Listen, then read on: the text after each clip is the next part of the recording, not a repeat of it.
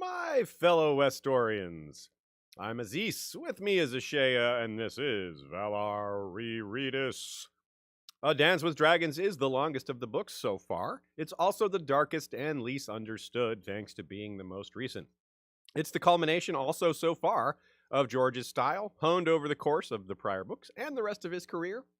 It has the extended length of A Storm of Swords, the expanded pacing of A Feast for Crows, brings POVs together like A Clash of Kings, and has the setup of A Game of Thrones. If you're watching live, feel free to ask live questions. You can also send questions and comments ahead of time by joining the discussion on one of our social media platforms. Facebook, Flick, Discord, and Slack. Yes, those are ours. We own them. We are owners of Facebook, Flick, Discord, and Slack. Bet you didn't know that. We just moonlight as podcasters. Please check out the Isle of Faces podcast. That's Joe Buckley's show. It's really good, and it's in tandem with us over here on History of Westeros. I've got a cat invader here threatening to jump on the keyboard. Also check out Nina Friel on Tumblr. That's Good Queen Alley with one L. Lots of great thoughts on a variety of topics, large and small. If you are a patron or have been thinking about joining History of Westeros on Patreon, we have the POV by POV episodes up for A Feast for Crows. So if you are in the mood, you can listen to, say, all of the, let's say Sam chapters in a row, or let's say all the Dorne chapters, or all the Ironborn chapters, or however you want to do it. We've got it organized that way rather than the normal order. You can listen to it in the POV by POV order. Pretty cool way to do it. Keeps you really focused and immersed in a single character. Good thing to do if you're pretty familiar with the books. Don't recommend that if you've only read them once, but most of you all are well beyond that point. Today we have The Watcher, Vows Before the Red Viper's Grave, a.k.a. It's My Skull in a Box. John 8, the one where Val is an ambassador, a.k.a. the Doom of Hardhome. Tyrion 9, The Storm in the Flames, a.k.a. the Stinky Steward Smells a Slaver. And finally, the Turncloak, the Heart Tree Weeps, a.k.a. Return to the Crypts of Winterfell. Oh yeah. A Feast for Crows and A Dance with Dragons are roughly aligned chronologically at the beginning, meaning the events at the start of one are close to the events at the beginning of the other. That does not hold up true for the ends of each book because Dance with Dragons is much longer than Feast. Feast is just over 2,000 audiobook minutes long. Yeah, audiobook minutes are different than regular minutes.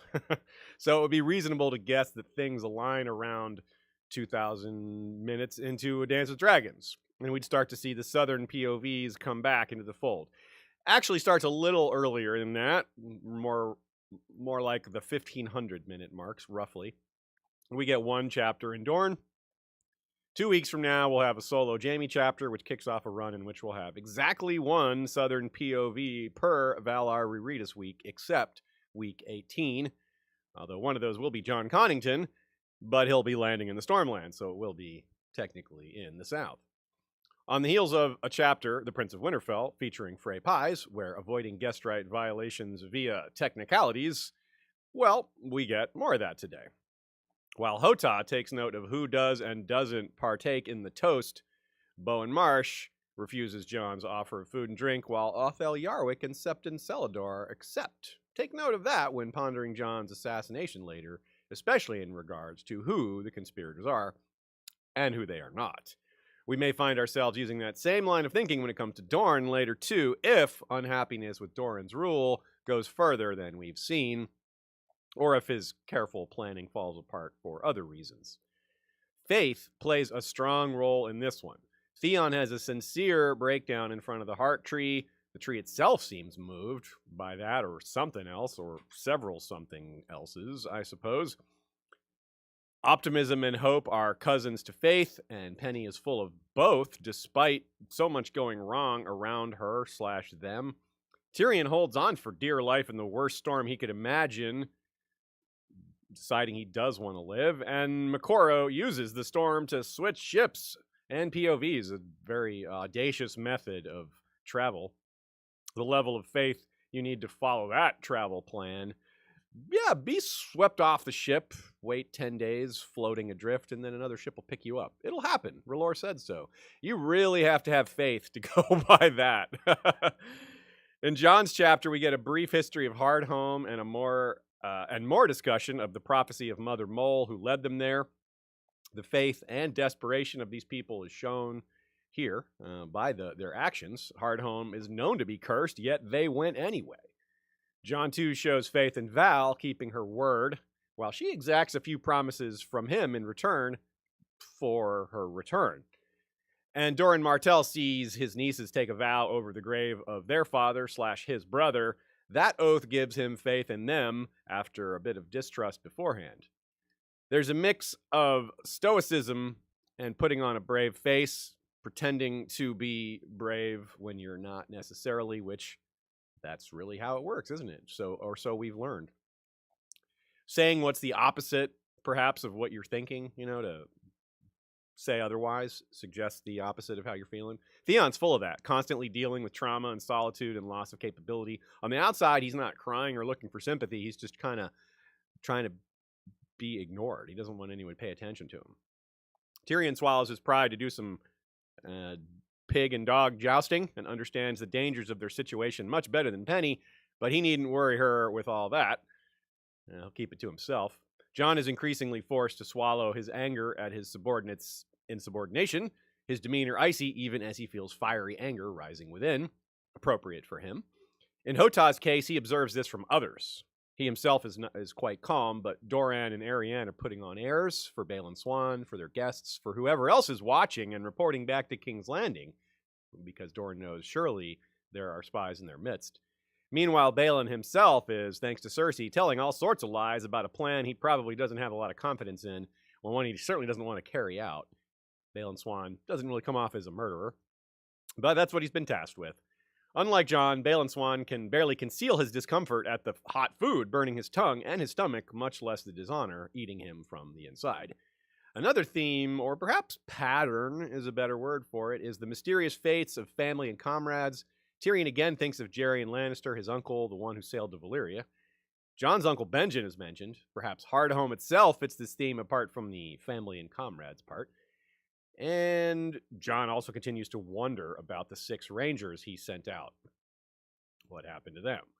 Meanwhile, we start today with questions about the identity of a certain skull, considered while the death of Sir Balon's sworn brother, Sir Aerys Oakheart, is concealed for the time being, while they intend to pin the death on Sir Gerald Dane, a.k.a. Darkstar. Let's go to The Watcher. Vows before the Red Viper's grave, a.k.a. It's My Skull in a Box. That, of course, It's My Skull in a Box, reference to Andy Samberg and Justin Timberlake's recurring SNL sketch by similar name. On the heels of Theon watching an awkward wedding and hearing Lady Dustin's takes, Hota watches an awkward feast while hearing takes from the Martells and others. I wouldn't say Theon and Areo Hota have a lot in common, but their chapters are very focused on observation and less on the actual POV character. That's even more true for Hota than for Theon, who we know a lot less about, but also he has a lot more inner peace, this guy. To be clear, Theon's chapter today is full of Theon, but his last one, the one we had last week, was really more about observing the feast, Jane's wedding, things like that. Theon's chapter portrays ice on the outside, literally. He's amidst snow, and it's a return to Winterfell for him and the reader. But internally, he's quite intense. You could use the word fire, perhaps. He's struggling with identity, feeling out of place, lonely, traumatized, constantly in pain. Meanwhile, Hota is ice cold, untroubled by his past, despite having been sold by his family, having moved from even farther away than Theon did. He's a stranger in a strange land, more so than Theon is, but more accepted and has had way more time to get used to it. He perceives his own identity without problem. He doesn't have doubts as to his duties or his abilities. He's very practiced at keeping it simple, about staying in his lane, so to speak. He's not a man in deep conflict. He has convictions, he has duties, but passions, maybe not. He's vigilant, but not worried. As a POV, he's the calm eye in the storm that is Dorne. As a character, he's the guardian of the calm eye in the storm, Prince Doran. It's important to have examples like this to set the standard elsewhere, to highlight the differences between a chaotic mind and a disciplined one. If every chapter was like this, well, Hota, that might get a little old, but every once in a while, it's perfect. It's the perfect fit to have once every so often, because so many hearts are in conflict in this series. But here we have the Zen of Hota. He doesn't even seem to feel surprised at the news that Cersei plans to murder Trystane and blame it on Tyrion. He was more surprised at the Sand Snake's reaction to that news than the news itself. He expected them to be unsurprised. Here's how it starts. Let us look upon this head, his prince commanded. The second line is, Aryo Hota ran his hand along the smooth shaft of his long axe, his ash and iron wife all the while watching. That is, as Joe points out, a great way to summarize Hota. Watching, holding that axe. Those are his two main duties. Guarding, watching, right? That's, as we'll learn from Barristan later, as Hota is a bit of a setup for Barristan's chapters. That's a very difficult job of a Kingsguard. It takes a lot of work, takes a lot of practice. It's not like you know when your enemies are going to show up and you fight them then. You have to be constantly vigilant because you never know when those enemies are going to show up. You never know when they're going to act. And they're, in fact, waiting for you to slip up and to not be watching or to break your reverie, or whatever term you prefer. So Aryo remains in the shadows there, but maybe not unnoticed isn't the right word, but unremarked on. It's hard not to be aware of him. He's so large and intimidating. But of course, we don't necessarily see that ourselves. We have to assume that because we're in his mind, and most people aren't staring at him, right? So he's pretty unique within the series. Our fellow POVs often are, they often watch and listen, but they almost always have very personal stakes and reactions to what's going on, and Hota doesn't. And this is a big moment. Even this moment, he's not really concerned. But Gregor's head is a big deal to everybody else in the room, if it's Gregor's head. They've waited for this for a long time. They've wanted it for a long time. But because it's been so long, well, there have been new grievances since this one, and those haven't been resolved. And so a lot of folk aren't really in a celebrating mood. A large portion of the attendees refuse to toast, effectively refusing to take the skull as a sign that this is over. Maybe it would have been over had Oberyn not been killed fighting this very man whose skull sits before them. Remember, this is not the first time the Iron Throne has presented bones to the Martells as a goodwill gesture. I recall at the beginning of Robert's reign, Oberyn was still making noise about raising Dorne for Viserys, as in Dany's brother, right? And Jon Arryn brokered a peace. Part of that peace was bringing the bones of Lewin Martell, the Kingsguard Knight, back to Dorne and making peace and saying nice things, all that. That helped bring things back down to a level of calm. And so there's a bit of a similarity here. There's some possibly some similar vibes. Of course, we didn't see that scene happen when it did. We only hear about it from a historical sense. But I bet there were some Dornish folk not accepting of that either. There were probably some people who attended that ceremony and didn't drink either.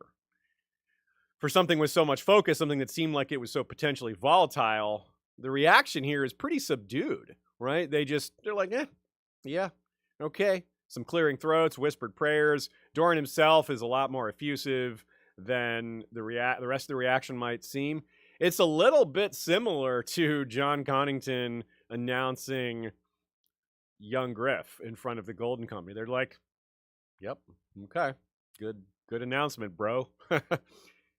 And of course, Hota himself, keeping with the way he is, expresses nothing on the subject.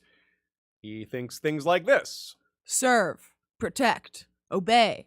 Simple vows for simple men. That was all he knew. Right? I mean, it's pretty straightforward. That's also part of where he overlaps with Theon, despite their differences. One large, deadly, fearsome man versus an effectively helpless, maimed one. So what are you talking about, Aziz? How else are they similar? physically about all they have in common is hair color, which is, for Theon is odd having white hair, where Areo has white hair because, he's aged into it, and he has white hair as a normal person would. Serve, protect, and obey. For Theon, it's only two of those things. Serve and obey. But he will protect Jane soon enough. A major similarity lies, too, in how little attachment they have to everything going on around them. They hear important secrets. They watch important people. They observe. They don't have friends. They don't have peers. Possessions? Not really. Ambitions? Not really. Theon does want to get away. So that's something, if you call that an ambition. It certainly count that. And while he's got a lot of home going on around him, Theon does, as far as the events, the politics, it doesn't really have much to do with him at all. Memories, though, they both have that. Hotah's are really far in the past because he's been the Watcher, for so long.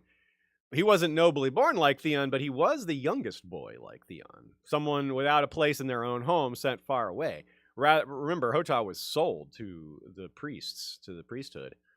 And that's what we're getting when Hotah thinks about how the spicy food in Dorne used to tie his bowels in knots.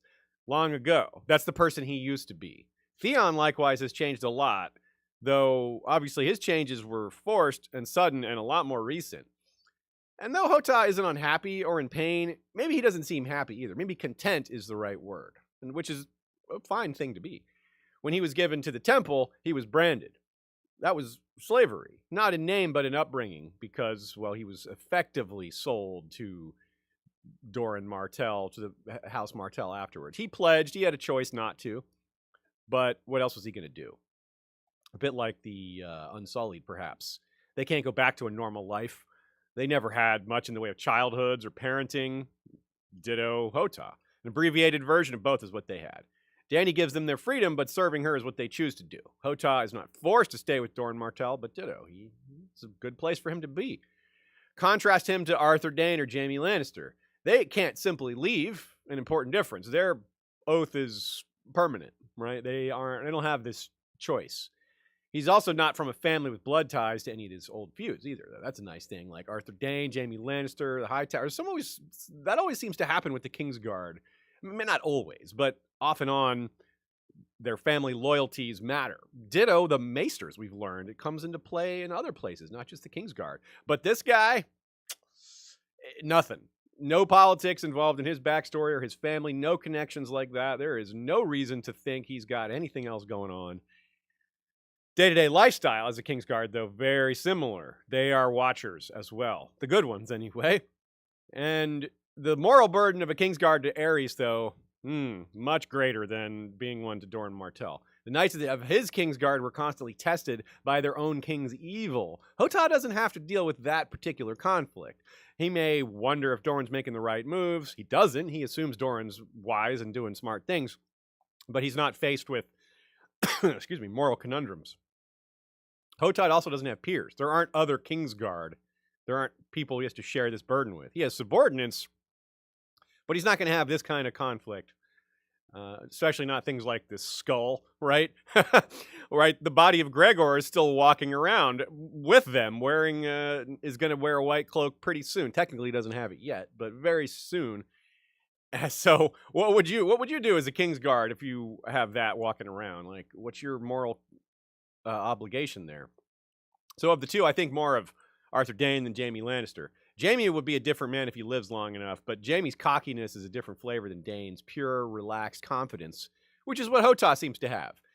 Again, the zen of Hotah. He's utterly certain that he would beat Aerys Oakheart, and he was right.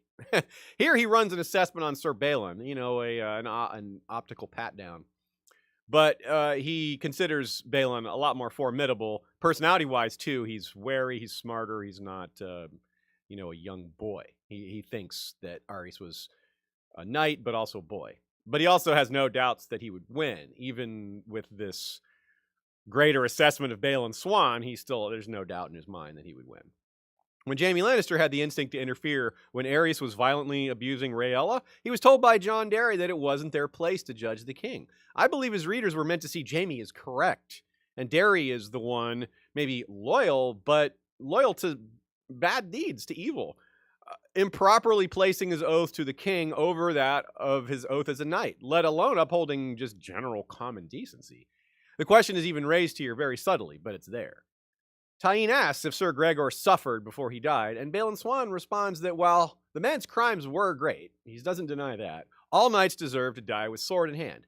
Well, why is that, Sir Balon? Is no crime too great that it supersedes the status of knighthood? Is that really what he's saying? Or is it just because he too is a knight, and maybe he's a little worried about being sent to Dorne where poisonings happen? He's a little thinking about himself a little bit. Does he really think that even a traitorous knight deserves to die with sword in hand? Even one who murders children and tortures innocents? I guess he does. He might. I have a mostly solid view of Sir Balon, but that's not a good response. That's not a good look, though it is very predictable. Knights are, they're a bit of a brotherhood. They tend to overinflate themselves, even when it casts a terrible light on their own oaths. If you're going to defend or excuse Sir Gregor, I mean, how can you claim to uphold the values of defending the weak, right? Those two things just don't work together.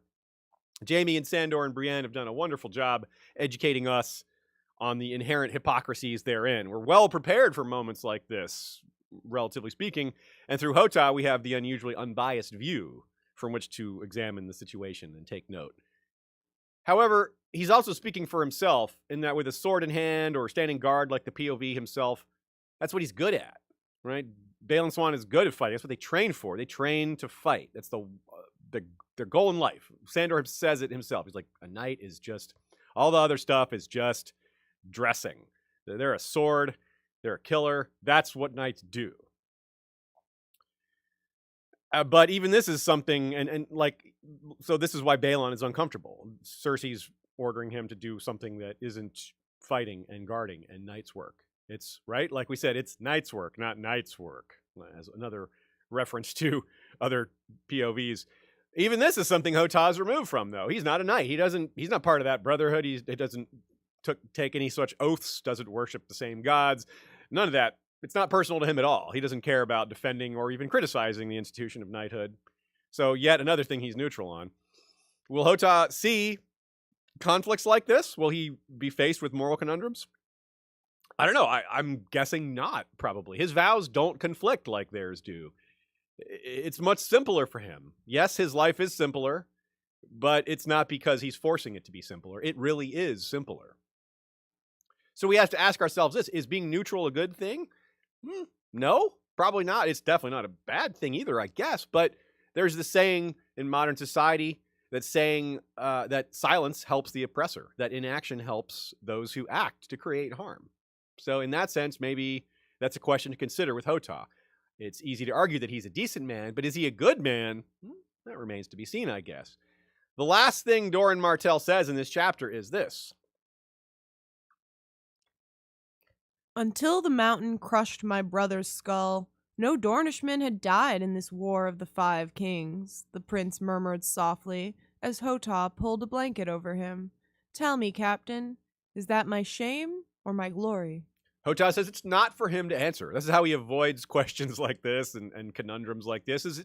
It's not his to think about. He's extremely practiced at this, at not taking part. Again, so is it a good thing that he avoids those questions? It might help him do his job better. But it's maybe it would be better if he took more of an active role. I don't know. It is a rhetorical question. I mean, not a rhetorical question. I legitimately don't know. A better comparison than Dane or Lannister might be the one I brought up earlier, Barristan Selmy. Similar in age, yet feared, and for good reason. Also out of place in politics, stranger in a strange land, right? Although in Selmy's case, he hasn't been getting used to Meereen for, his whole life. Still, that is absolutely a parallel between them. Hota doesn't seem to have regrets. Selmy has a lot of regrets, so that's something they don't have in common. But that again shows us the value of this POV. The clean slate that we can judge others based on. We just compare everything to the clean slate. It gives us a starting basis. Somehow I doubt things will remain this simple for him, however. Change is coming to Dorne, chaos and war, and with that, the unexpected. He's prepared to fight, as always. His long axe is sharp enough to shave with, but is he prepared to make tough decisions? Is he prepared to know what's right? Is he prepared to adjust to a fluid situation that isn't just about fighting enemies? I have my doubts, given his lack of preparation for such and given his portrayal as someone who is practiced avoiding such questions because they don't pertain to his job. Maybe they do pertain to his job, they just haven't yet. Dorne has been itself staying out of the realm of politics and intrigue as much as possible. If that's changing, then maybe this new Dorne is not a great fit for the Watcher. But he is really good at what he does. As much as he is very much focused on watching, he's really good at watching. The details in this chapter are special because no one that we've seen is quite so talented or practiced at reading body language, at knowing when and where to look. Like, he's ready to, like, when the box opens, the skull box opens, everyone looks at it, but he looks at everybody else. It's very disciplined, where his eyes go. And that's cool. It's interesting. There's a lot more skill in observation than you might think. It's not just where you point your eyes, right?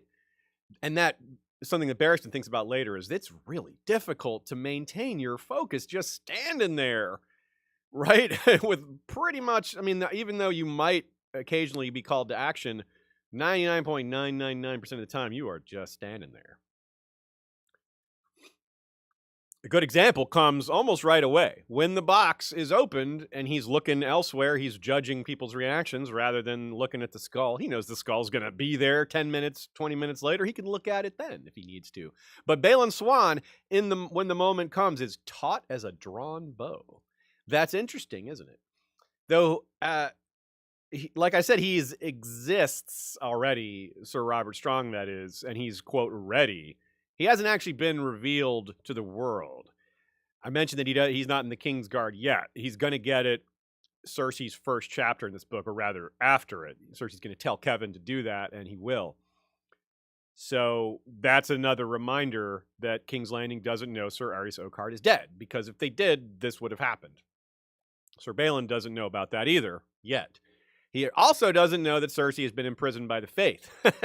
She gave him this mission after Cersei 4, and she had 10 chapters in Feast.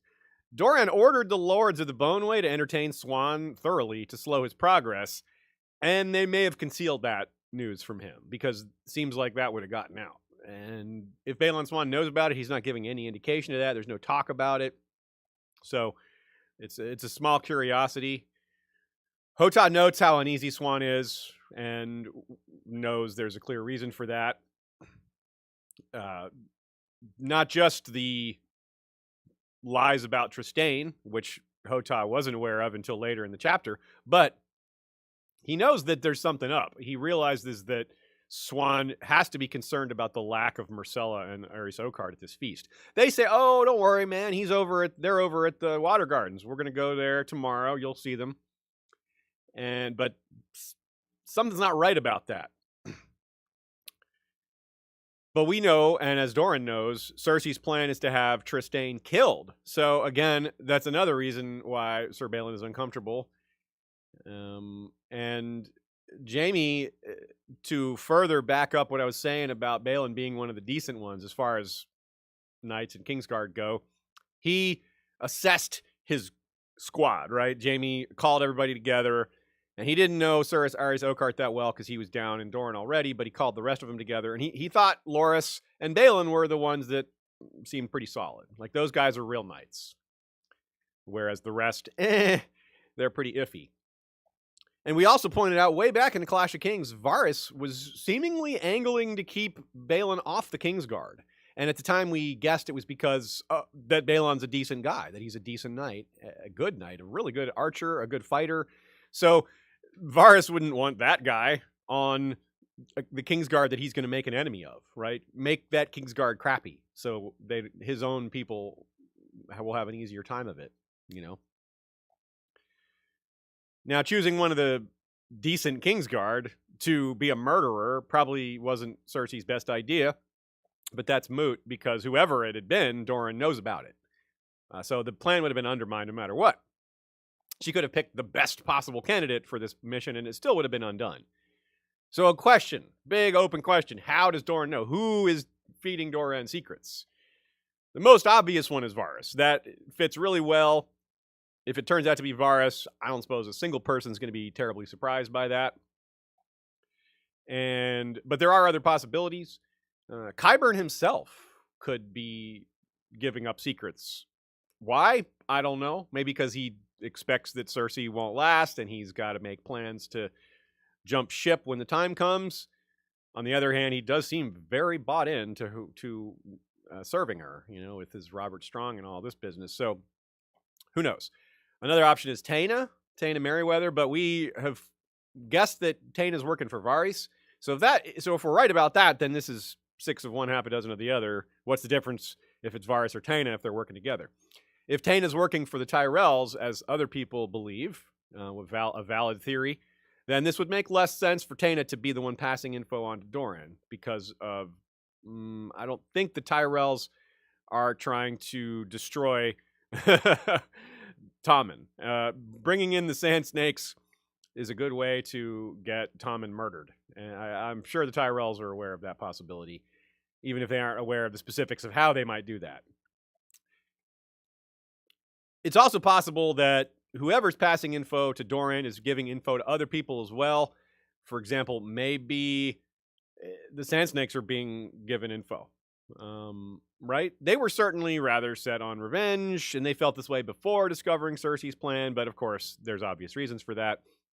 Either way, it does not bode well for Tommen and Myrcella, and does bode well for Maggie the Frog's prophecy coming true.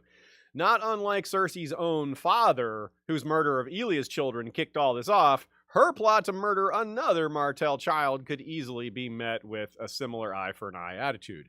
Yes, technically Elia's children were Targaryens, but they're Martells as far as this goes, as far as considering them family, right? That counts.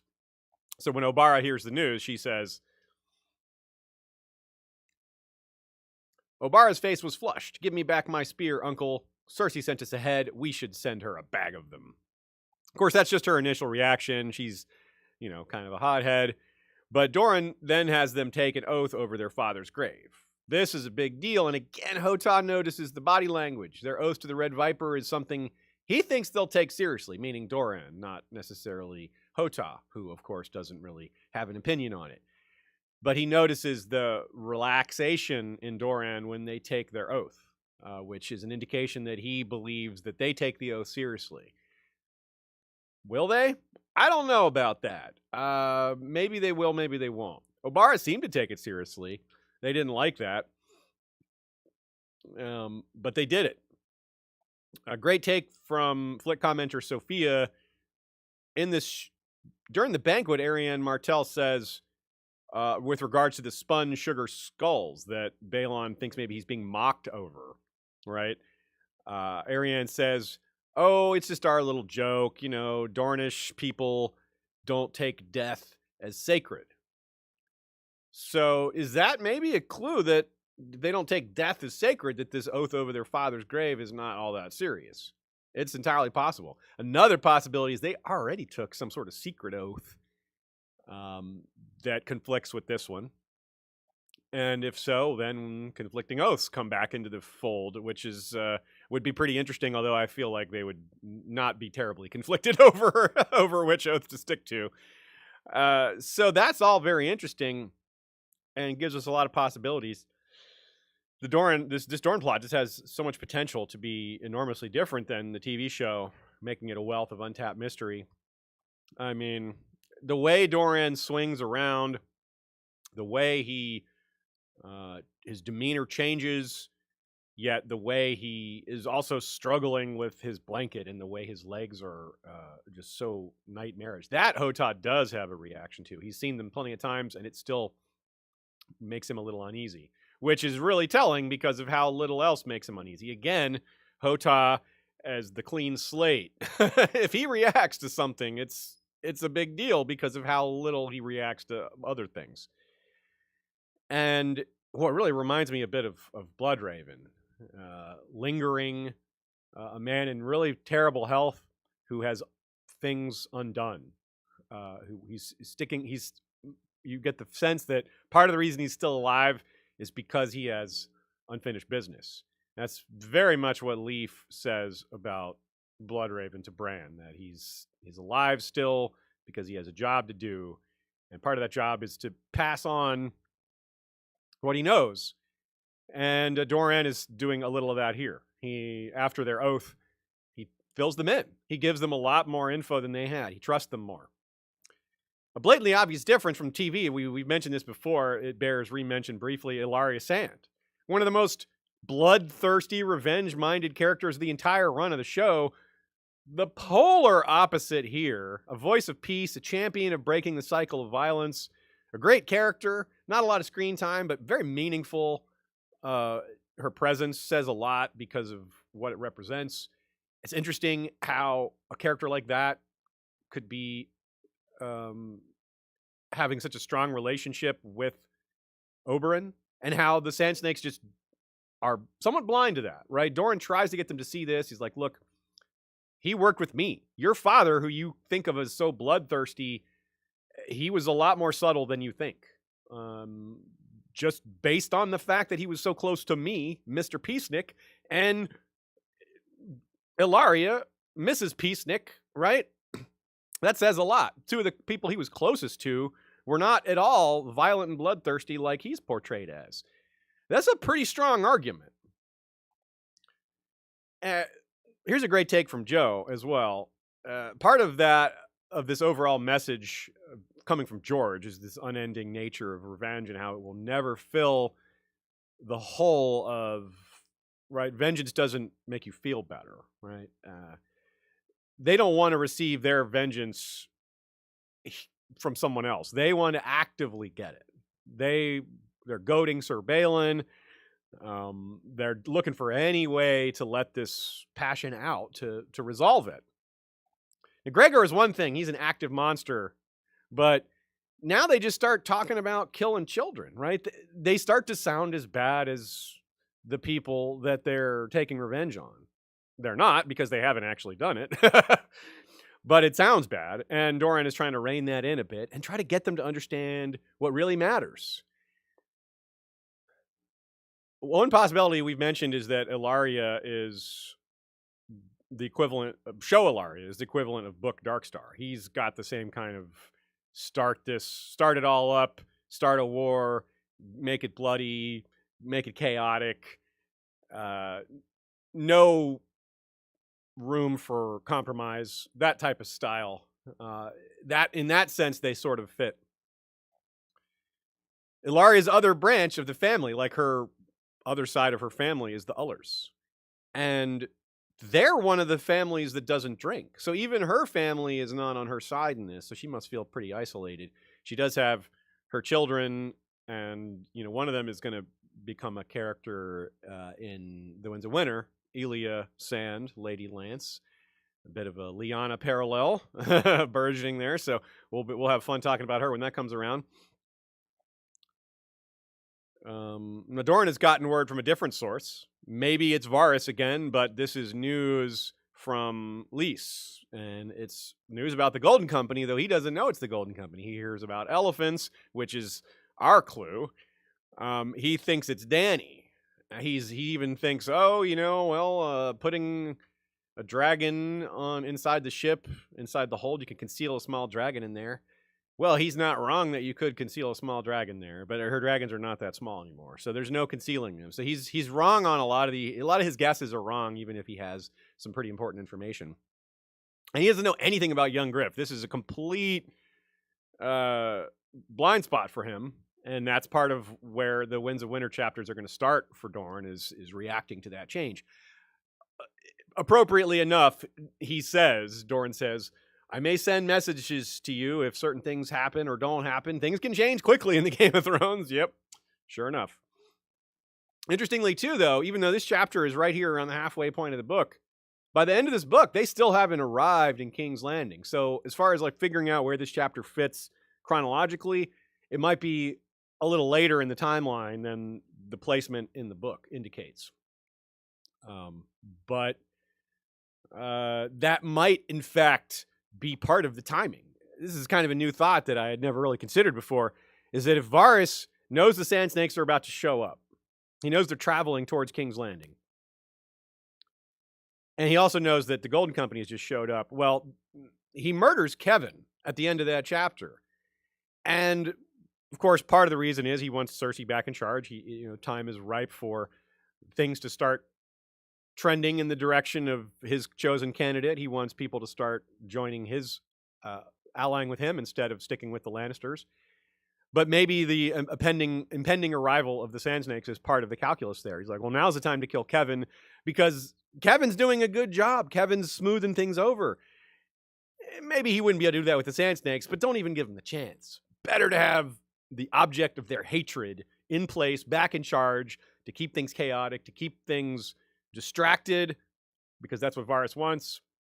Because if we're recapping here, Nymeria is going to take her father's seat on the council, and Tyene is going to go in disguise as a septa to get close to the High Sparrow, who is, of course, an enemy of Cersei. So, Varys might rather have Cersei deal directly with Nymeria. So that'll be a lot of friction. So,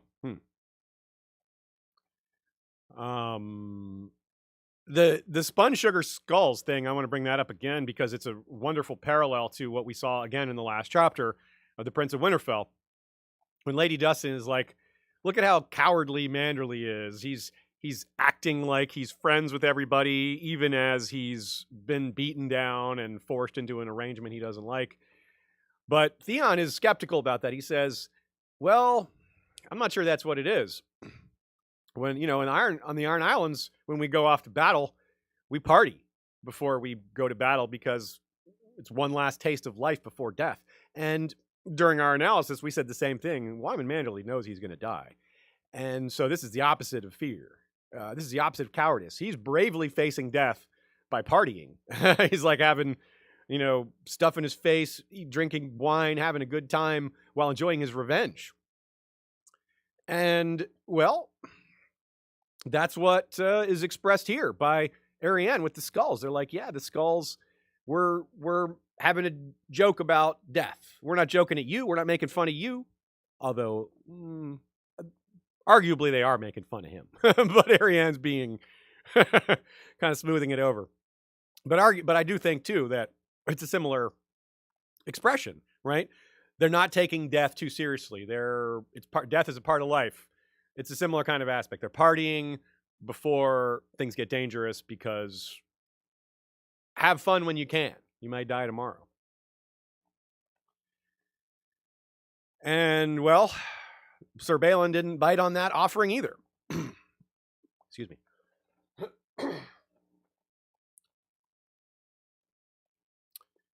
There is open question I have is maybe there's some things that are going on in this scene that even Hotah doesn't fully understand.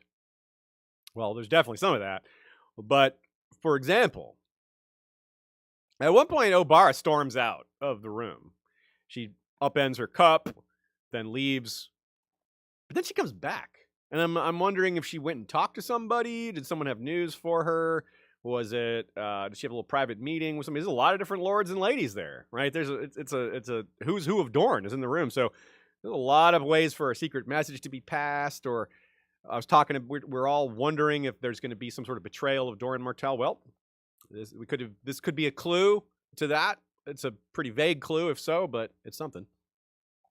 Let's talk about the Water Gardens. This is really, really, really important. It's a massive, important, overarching theme for the entire series, and it relates to some of the most seminal moments we've discussed in the past. First of all, the history of it. The fact that it's a character named Daenerys is obviously important, y'all. That is not just, let's throw another Daenerys in there. Daenerys already, our Daenerys, not this historical one, is already someone who cares a lot about children. Someone who had a bit of a rough upbringing, not as rough as some of the people she's trying to take care of, but still pretty rough. And that's something that you could see as something that Dany and Doran would get along on if things work out well, which I don't know that they will. But I think that's part of what George is doing here, is setting up what looks like could be an alliance between these folks, these parties, because they have similar attitudes, but it won't actually work out for other reasons. And it's a much, much different expression of power. Consider Varys' shadow on the wall speech. This is something of an inversion of that. right? Power is where we say it is. No one questioned that Arya isn't really Arya in the wedding last chapter because of no one dares speak that way to the Boltons. This is a very similar but opposite inversion of that. The Emperor has no clothes. Think of that old story, that morality tale. It's a similar thing. No one's going to tell the Emperor he's naked because no one wants to stand up to him. But that's the gist of that story. The Emperor is like on parade, he's naked, and he doesn't know he's naked, but no one's going to tell him because no one wants to break that news to him. And this statement is more about the power as an ethical tool. Varys talks about where power lies. He doesn't talk about how it should be used. He just talks about the kind of the cynical standard view, which is, yeah, most people are going to use power for themselves. But Varys wasn't really getting at that. He's getting at where the power is and the perception of it. This is more of how to use power. Doran has a very ethical, very enlightened view of how to use power, which is it all comes down to the children. They're the realm. They're the thing the power is all about. And that's the thing that makes it all worthwhile. Protecting them, building and creating for their future is what makes it worthwhile. This is why war is so terrible. This is why war is an avoid at all cost things, because they're the ones who suffer. The Sand Snakes don't get that. The Sand Snakes get things like honor and pride and their family. They're not really thinking about the small folk. They're not thinking about these children at all. And it's super important, this inversion of that. And he's trying to get them to see this. I don't know that they will. They're still very set on revenge, even after this speech. So that just makes it sadder for us. It makes it tragic for us. We know in the real world that Doran is a rarity, someone that really tries to use power for good deeds. Someone who sees power this way, who has this sort of enlightened view, is extremely rare. And that makes Doran very interesting, very special. And like Arya Hota, an incredible point to hold up, an incredible example to hold up against so many other characters because he's so different. It's hard to compare him except to show how much farther along he is in so many things. It's very similar again to Bloodraven. Bloodraven isn't after power for himself. He wasn't so much in life after power. He was harsh. He was ruthless, but his actions were very much in line with protecting the realm. His bottom line's about saving lives. If you have to kill people to save lives, you do it. To him, that's okay. You may disagree. I may disagree, but he was consistent with that. Doran Martell as well is consistent with not putting the children at risk, even though he really, really, really wants to get revenge. He's given the impression that he doesn't want it. He's given the impression that it's not important, even to his own family. But it's not the case. He very badly wants revenge. It's just that it's not worth getting a bunch of kids killed. Right? When you put it that way, it's like, of course. Yeah. Damn right. But we're so used to these other portrayals of power. It's almost a cynical view that we can't expect a person like this to exist. I mean, Edmure Tully's maybe another example of someone who's sort of like this. He's not as wise about it, but he kind of gets it that it's about protecting your people. It's about protecting your small folk. That's more important than your pride, your honor, your family name, who killed your brother. That is important, but it's not more important than protecting all these other lives that are people who are still alive. Nina writes, the conversation between Doran and Balon Swan is full of double meanings. Doran is well aware of the secret plans being made by Cersei about killing a child, which is absolutely going to wither away at Balon's inner self. He's like, oh my God, yeah, I'm being told to do this evil thing. Balon's internal monologue must be just hell right now. He's got to be feeling very Jaime-like in a lot of ways, where his oaths are just conflicting, where he's like, this is evil, but I took a vow to do what I was told here. Yeah. It's not just a colorful historical anecdote about Doran's favorite place, the Water Gardens. It's like, yeah, it's my vacation spot. It is so much more. It's a direct message to Balon Swan about where Martell loyalties lie, with the Targaryens, with the children, with the people who are doing that sort of thing. not with the Lannister regime, who are clearly willing to step over the bodies of children. They did it the first time. They're doing it again now. And by the first time, of course, I mean at the end of Robert's Rebellion. And that's why the line, the good of thousands must become before the desires of 2 or 3 or 5 or whatever. And that's in reference to Daemon Blackfyre and the first Daenerys and their so-called romance, which may not have really been much of a thing in the first place, but still it serves as a great example for this. Arianne gets it. We're glad to see that Arianne has come around. Given what we've seen here, it seems that the conversations they've had, Doran letting her in on the secrets, things like that, it's really changed her mind. So we can hope maybe she's not the only one, but it could be a source of more conflict between the Sand Snakes and this side of the family, the Martells proper.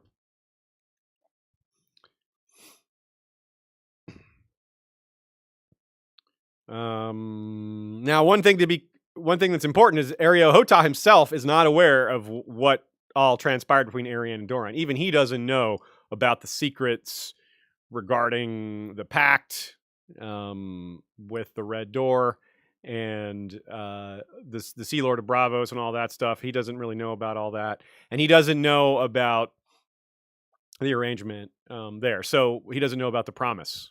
So that's important, maybe. Keep that in mind, that Hotah isn't aware of that.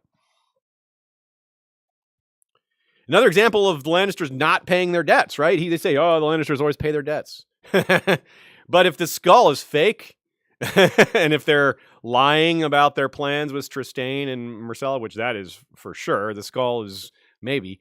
So it's a fake. They're not living up to their words. They're not paying their debts. False coin. Hotah is curious why the Sand Snakes were let out. That's another thing he's not clear on. He sees that Doran had locked them up, then he let them out, and he doesn't know why. Again, this comes back to one of the theories we entertained for the possibility of who told, right? Someone revealed Arianne's plot.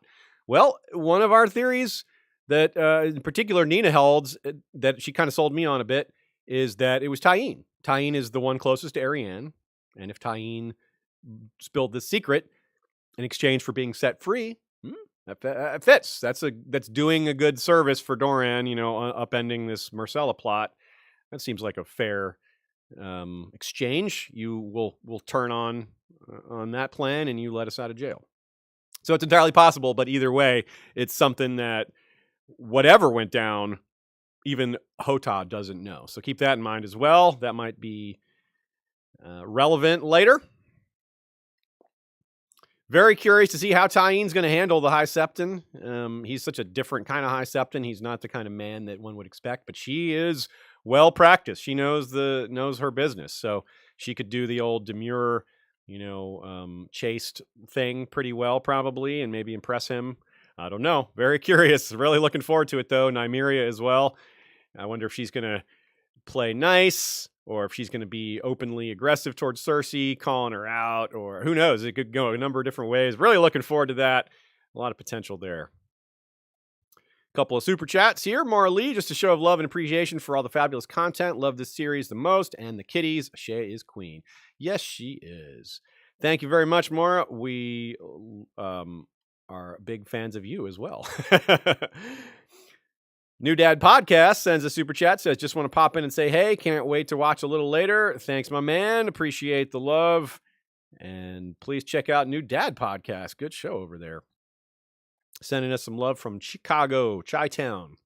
So again, the palate cleanser of POVs is what I can call Hotah. Lightly symbolized via the description in this chapter of how the hot foods of Dorne, to him, they're no longer hot. He got used to it. He's not moved. He makes other things immovable. Even spicy hot foods become bland when they're faced with the force of Hotah. Ha. The tree girl says, takes note of the line, if I were her, I'd keep my intentions hidden as long as possible to take King's Landing unaware. So he's trying to suss out what Daenerys' plans might be.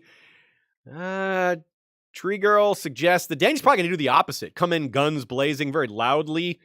Lots of ships, dragons, news preceding her. Yeah, I think that's more likely. At this point, Dany won't be able to keep it quiet, especially if she's blowing up Volantis on the way and maybe Pentos too. There's no keeping that quiet. So, yeah. Also, probably not going straight to King's Landing. Dragonstone seems more likely. Stefan B points out Ilaria has Catelyn vibes.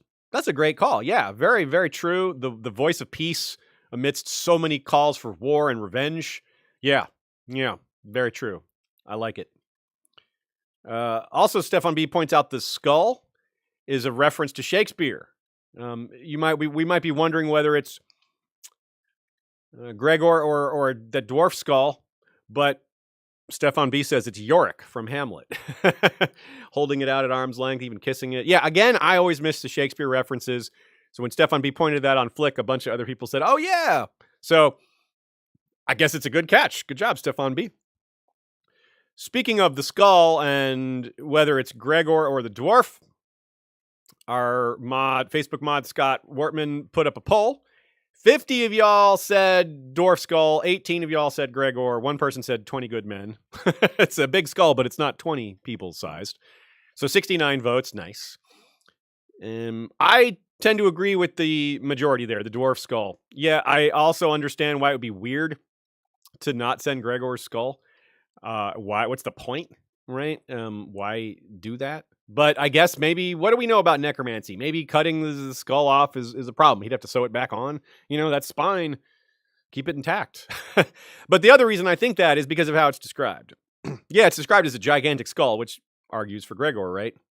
Well, the phrasing is an enormous shelf of brow, or enormous brow shelf. The phrase shelf and brow are used. There's only 4 times in the entire series that phrase is used, brow shelf. Enormous brow shelf or large brow shelf. Lord Godric Borrell, the guy from the Sisters that Davos spends time with, this skull, so that's 2 of them right there, and the other 2 are Penny and Tyrion. So all the times we see Gregor himself, never is his skull described this way, but Penny and Tyrion's are. So 2 of the 3 types of skulls this way are dwarf. So that kind of does argue for dwarf skull.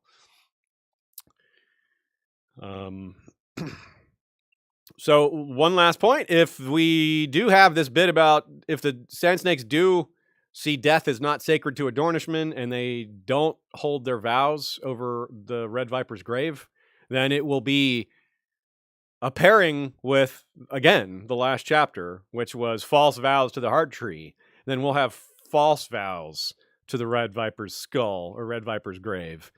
We called it Vows Before the Red Viper's Grave. We'll have to rename it False Vows to align with the other one if that's what happens. And that is no sure thing, but certainly a strong possibility. And now, John 8, the one where Val is an ambassador, a.k.a. the Doom of Hardhome. This book has the most POVs, which means less time per POV in general, but not with Jon, Dany, and Tyrion. Jon's allotment in this book is the longest any POV has in any book. Yet, other than his brief sojourn to the Grove of Nine last chapter, he doesn't leave the vicinity of Castle Black. Almost like Cersei, almost never leaving the Red Keep. The talk about Hardhome in this one is spooky and exciting and mysterious, but our curiosity around Val is pretty strong too. What's the deal with her overall as a character? What's going to happen with her in the long run? As another non-TV character, she's harder to guess at, which is, of course, a good thing.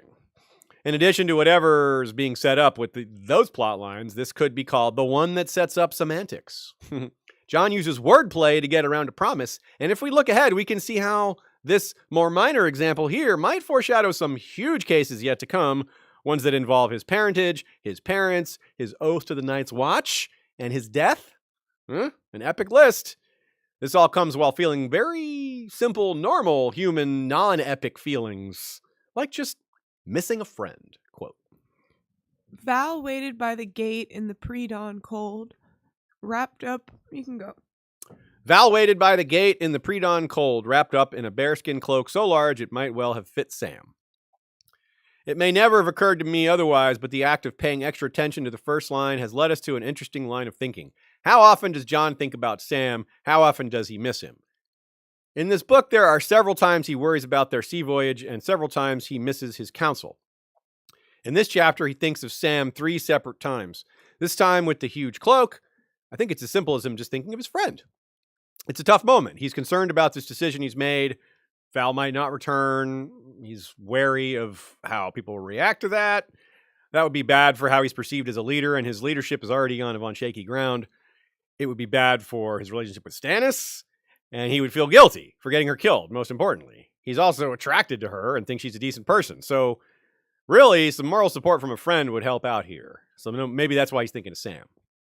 But again, he thinks of Sam when he's speaking with 1-1 and learning about Giants' history and culture. That's a job more suited for Sam. Not only is he better at it, more capable of catching details and asking the right questions, which Jon is aware of. He's like, boy, Sam would be better at this. But he's more interested in it. Sam would take to that with gusto, where for Jon, it's like, well, this is just something that needs to be done. It's more of a duty. I do wonder if Sam would be afraid of 1-1, but I think he'd get used to it. That said, I'm faux annoyed that Jon thinks he's been learning a lot about Giants' history and doesn't give any of it to us. He doesn't spare any of that for us. Come on, man, give us something. The third time is when he's explaining his hope of learning more about the Whites by potentially communicating with them. In the case with the Whites, no one understands what he's saying. They're just shocked at the concept that speaking to the dead could have any value. It makes sense to us. After all, we have seen the dead speak. Cold hands might be some other kind of magic, but it's probably similar. Jon makes a strong point that the first two bodies from back in the Game of Thrones seem to have memories. So learn about your enemy. Know your enemy. It makes sense. I'd venture a guess that every single one of you listening would agree with Jon that this is a question worth answering. That learning about how the Whites work, how they function, if they have memories, things like that, there's benefit to that.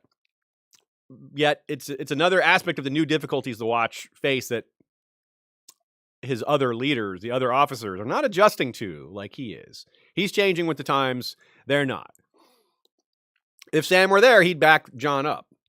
Jon thinks that Maester Aemon would back him up too. They'd see the value of this line of thinking, of this line of questioning, quite literally. And Jon has these thoughts that, too bad those guys aren't here. But even as he's thinking how his friends would be helping him, he's thinking about how more of them need to be sent away.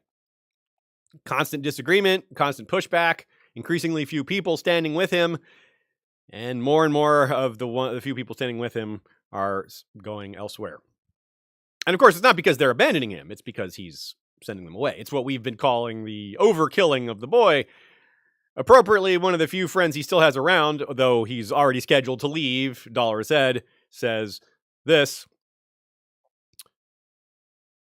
This is going to end badly. You say that of everything. Aye, my lord. Usually I'm right. Of course, Ed and Iron Emmett are leaving soon too. Not just Ed, so Iron Emmett too. And Leathers is taking Emmett's place. We talked about that last time. When they come to speak with Jon, Bowen refuses the offer of food and drink. Kind of ominous given what's coming. Yarwick and Septon Cellar accept though, so that even though they're part of team argue against Jon, it doesn't mean they're on team conspirator. That doesn't mean they agreed to the stabbing. We brought up before why Septon Cellar would be a horrible guy to bring in for that anyway, because he's a drunk. Yarwick, though, interesting. Yeah, he might have been. But also, Yarwick's the guy who turned on Janos Slynt and was like, no, I'm not supporting you, actually. So he's maybe more of a true neutral here. As much as you and I may agree with Jon on his overall plans and attitude towards the ultimate enemy, you may not agree with how he goes about talking to his subordinates. I do find criticism with that. That's been a running theme for us. A lot of y'all have mentioned the same things.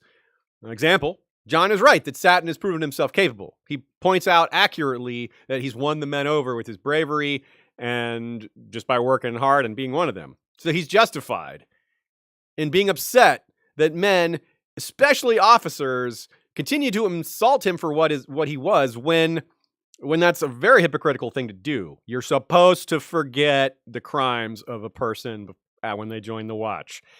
And these aren't crimes. Satin didn't break any laws. He was a sex worker. That's not illegal, right? Not in Old Town. So it's offensive, not just angering, not just upsetting, that Jon has to point out, look, There's a freaking serial rapist working over at the East Watch by the Sea. It's offensive to compare that to a consenting sex worker. There's no remote comparison there. Yet that is what these officers, or at least this one particular officer, is saying makes him worse. Like, wow. So no wonder Jon gets upset. No wonder it upsets readers, because that is a really gross comparison, really gross justification for his attitude. But at the same time, we can afford that. We can just sit here and say, that's wrong, that's unjustified. But Jon's their leader. He can't just demand they be unprejudiced, right?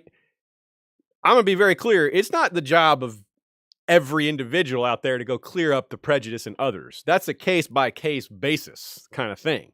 But Jon's the leader of these men. It is his job to clear up their prejudice. He's the elected leader of these men, and he needs to address this properly, not just tell them no. He can't just demand they be unprejudiced. That's not going to work.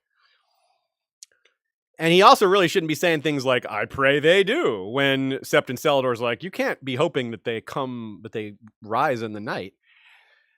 That was poor phrasing, Jon. Don't say, I pray the whites rise.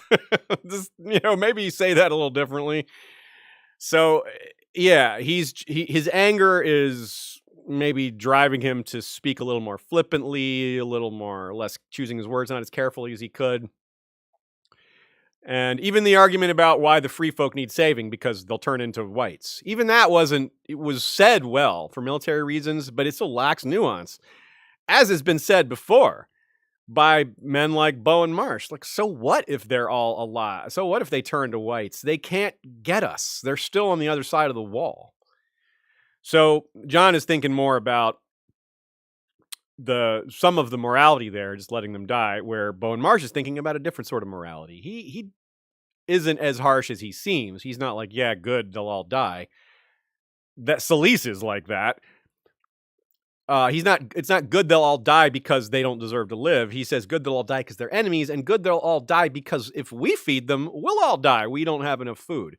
Maybe he's wrong. Maybe there's other options, but we can't just entirely call him evil and callous, because he does think that the harm will be pushed back on their people. Let's talk about Val. Val has remained pretty cool during her time at Castle Black. She's very much a avatar of her culture in a lot of ways, refuses to pray to R'hllor, tries to stab her prison guard, does stab her prison guard, doesn't kneel, things like that. The horse she's given, quote, beside her was a Garen, saddled and bridled, a shaggy gray with one white eye. More one white eye or one eye thing, another one-eyed character, even though this time it's just a horse. There's possible foreshadowing of a relationship between these two, not the horse, but Jon and Val. Of course, it would be much later, I guess. Obviously, he's going to die, and I don't suppose he's going to be having any relationships immediately after that. Dany, of course, there's a relationship potentially in the cards for them later, so maybe it'll be much, much later. So, if so, that maybe bodes well for Val. At least it would indicate that she's going to survive. Val respects Jon. That's really important. That's part of what makes this possible, because that's a big deal with wilding women. They have to respect the dude. There's no these arranged marriages things, just getting used to your husband. That's not as much a part of their culture. So it makes me wonder in the future what's going to happen with Val. Is she going to interact with characters like Sansa, Arya, Osha, Rickon? I'm Brienne, Sandor, Clegane. Like a bunch of characters are going to go north probably. Some of those I named maybe they won't survive, but Sansa, like for sure, right? She's going to go to Winterfell again. And if Val escapes the wall, that's a place she might go. And then Val and Sansa could hang out, and they're women poised to be leaders in the aftermath of things. Sansa more for potentially a queen of the North. Val, not a queen. Probably not, but maybe like a leader amongst the wild, especially with so many free folk leaders likely to die, having already died. She's kind of could be a standout. Also, they could talk about things like how they're always being forced to marry. People are trying to marry them, and they don't want to. Some things in common, you know? That wouldn't be the best, not the best thing to have in common, but they could it's something. Nina notes it's sweet that Val cares about so-called Monster, the son of Gilly and Craster, despite the abhorrence among the free folk for incest. And Ygritte was even horrified about just sleeping with a man in her own village. And this is a lot worse than that.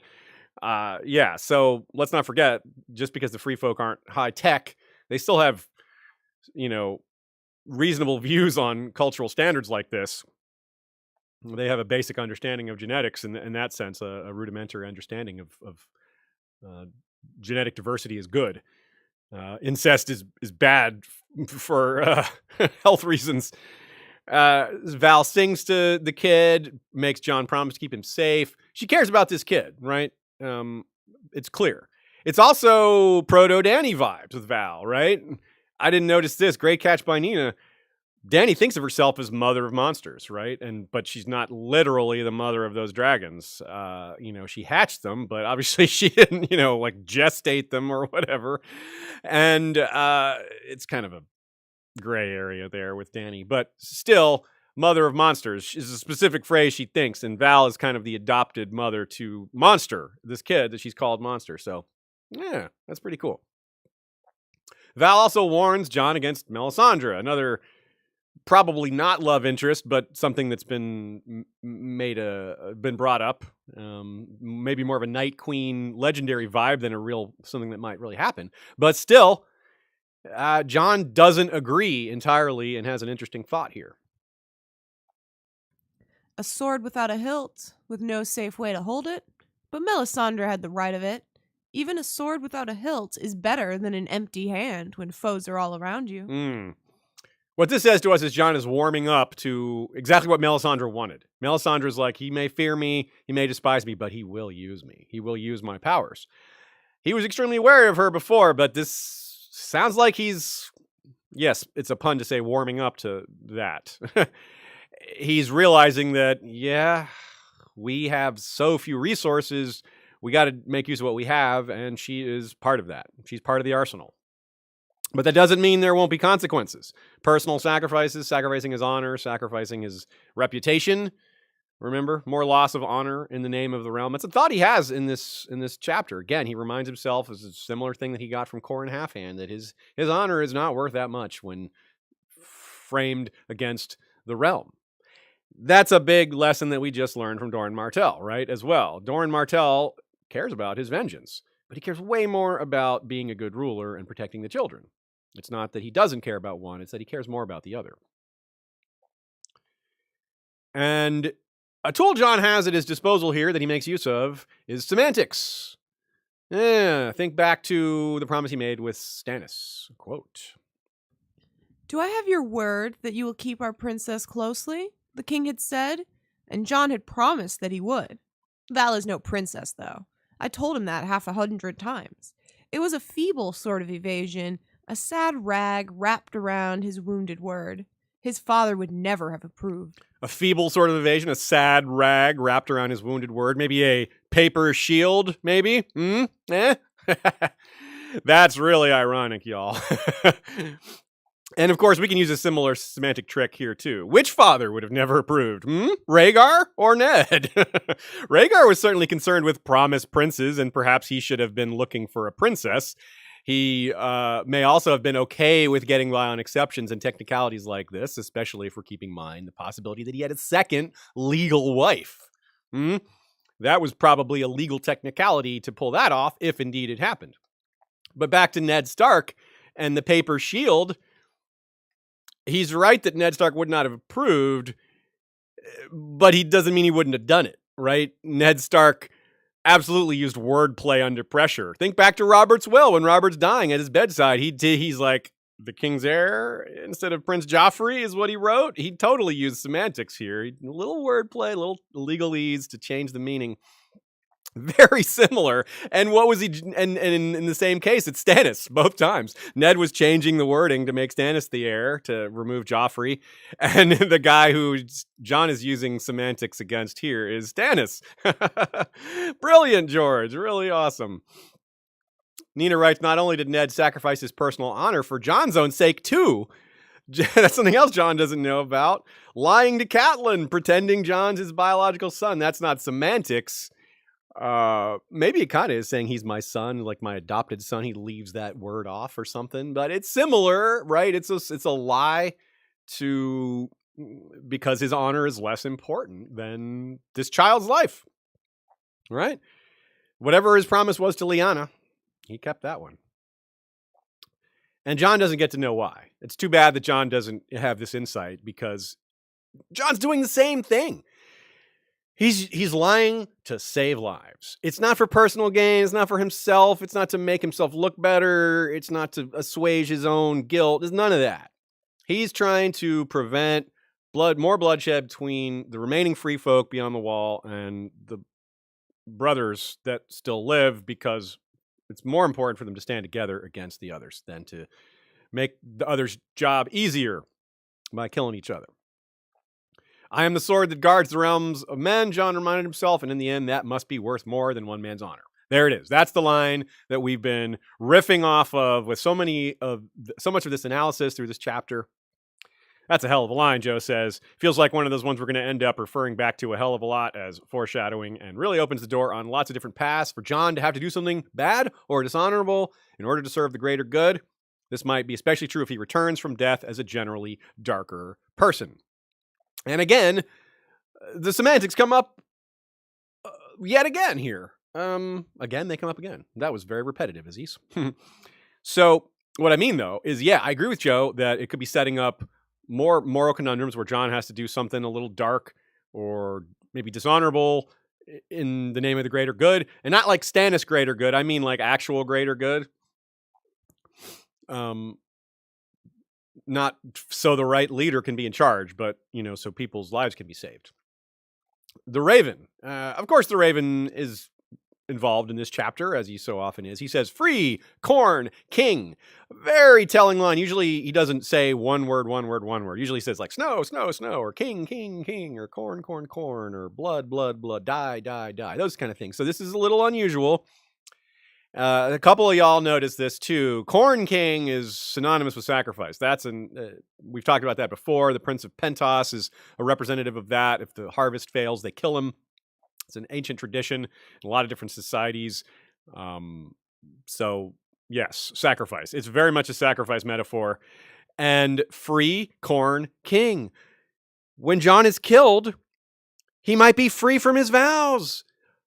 Talk about semantics, right? My vows shall not end till my death. If Jon is killed, he has an out from his vows. Boom. So talk about semantics really coming important here. This may be what it's all leading up to. The Raven also steals Jon's bacon. I don't really know what that means, but I think it's endearing and fun. There might be some symbolism there. I'm not sure what, but if y'all have something for me, please let us know, because we're very interested in birds and bacon. Speaking of Ned, or rather Rhaegar, not Ned, Jon thinks of dragons in this chapter, as Val warns him about Mel's capabilities and what she sees in the flames. Kings and dragons. Dragons again. For a moment, Jon could almost see them too, coiling in the night, their dark wings outlined against a sea of flame. Whoa. Yeah, so more dragon vibes from Jon. I think we have a pretty good sense of why. Maybe there's something more specific than just foreshadowing who Jon is, but I don't have anything in particular in mind to say about that other than that. It is weird for Val to mention that, though. Coming from her, it's a little peculiar. But Jon shrugs off the line along with the idea Melisandre could know the truth about the baby switch. Because we brought this up several chapters ago. Val thinks Melisandre knows about the baby swap. Jon isn't so sure because he thinks she would have a reaction. But Val's like, no, she doesn't. There's no sure reason to think that. She wouldn't necessarily react to that because, well, you just don't know what she's thinking. I tend to agree with Val on that. But it is no sure thing.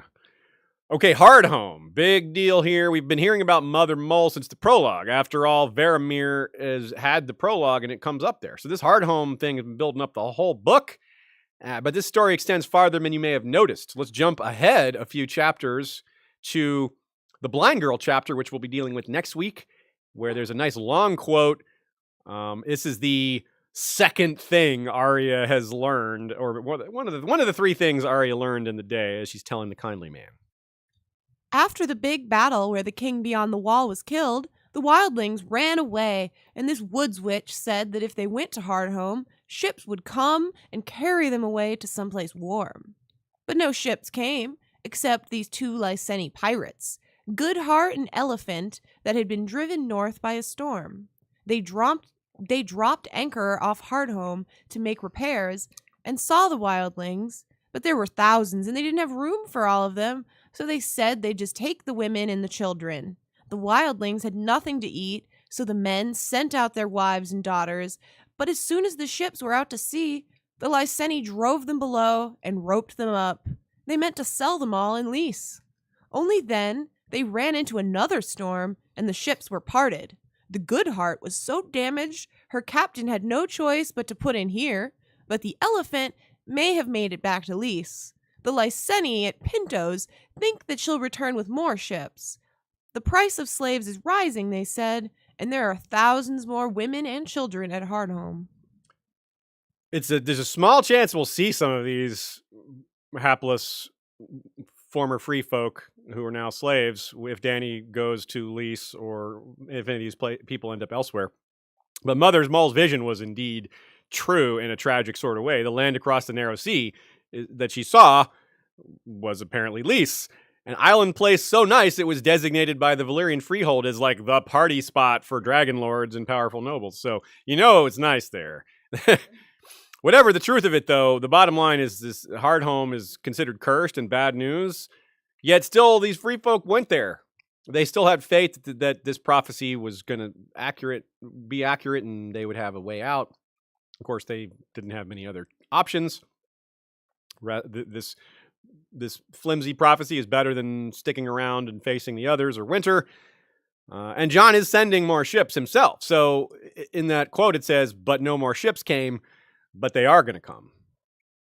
So it's a tragic example of a vision with fine print that no one was able to read. The clause is slavery. Yes, they were carried away someplace warm, but to be slaves. Here in this chapter 2, though, it isn't just build up on updating us what's happening at Hardhome. Rather, we get a story about the history of Hardhome some 600 years ago. Despite it being that long ago, it really enhances the feel of this place. I mean, screaming caves, ash raining down for half a year mingled with snow, nightmarish devastation, a landscape of charred trees and burned bones. It sounds like a volcano. Shout out to Nobody Suspects the Butterfly on Tumblr. Nina points out a theory from her that the Hardhome disaster was a massive geothermal event. Certainly, that's what a volcano is. Maybe she's giving a little broader category. I think a volcano is a type of geothermal event, so she's leaving room for it to be something other than a volcano, but something in that category. And of course, this is not terribly surprising. We've got geothermal activity under Winterfell. The hot springs are coming from the fires of the earth down below. A huge conflagration so bright that the brothers on the wall thought it was the sun. That really does sound volcanic, right? It sounds a little bit like the doom of Valyria, some of the same language is being used. There may even be some evidence of this theory from George's own travels. Nina notes a So Spakes Martin from 2004 where George went to New Zealand and Rotorua Park, full of geysers, natural hot springs, bubbling mud, and the smell of sulfur. And George said that it inspired a location that would appear in the books. At the time, he said that location hadn't appeared yet, but will in time. And that was 2004. So he couldn't have been talking about, say, Dragonstone, because we had already seen Dragonstone, but we hadn't seen this yet. So this is entirely possible for what he's talking about. Or maybe it's something we haven't seen yet. Still. Also, I think it's important to mention when you're talking about this geothermal event here up at Hardhome that Nina brought up. that would be a good explanation for why there's a bunch of obsidian up there. Oh, that's a great point. Yeah, very true. It also just makes sense why people would want to live there. Yes, John also points out it's a safe harbor. It's a nice spot in terms of a port. But also, heck, if you got natural warmth nearby, right? Like, that's in the north. Like, that's a prime location, right? A prime real estate, which is maybe why it was destroyed. Halfway towards becoming a town, it's pretty conspiratorial to think someone triggered this event, but it's not out of the line of possibility. One theory I don't like is that it was a test run for the Doom. I don't think that theory has a lot of merit, because personally I think the Doom happened because of assassination of sorcerers who were holding the flames back, rather than that the faceless men are capable of generating a volcano. That doesn't really line up with their capabilities. Assassination does. On the other hand, the children of the forest live down in those caves. They've got magic. If they could break the arm of Dorne, if they could cause flooding in the neck, causing a volcano is certainly possible. And hey, if this is their realm beyond the wall, no towns. Keep those towns from forming. We can't have that. So, on the other hand, as a pushback against some of these theories, this business about people being slaughtered for meat and sold into slavery 600 years ago, that doesn't really connect to any volcano business, although maybe it's just people taking advantage of the chaos. So it also could just be more examples of rumors growing over time, and there's not a lot of truth to the cannibalism stuff. But heck, we're seeing those things now. People were sold into slavery now at Hardhome, and people are starving and probably eating the dead as well. So you can see where the rumors came from. There's a strong grain of truth there.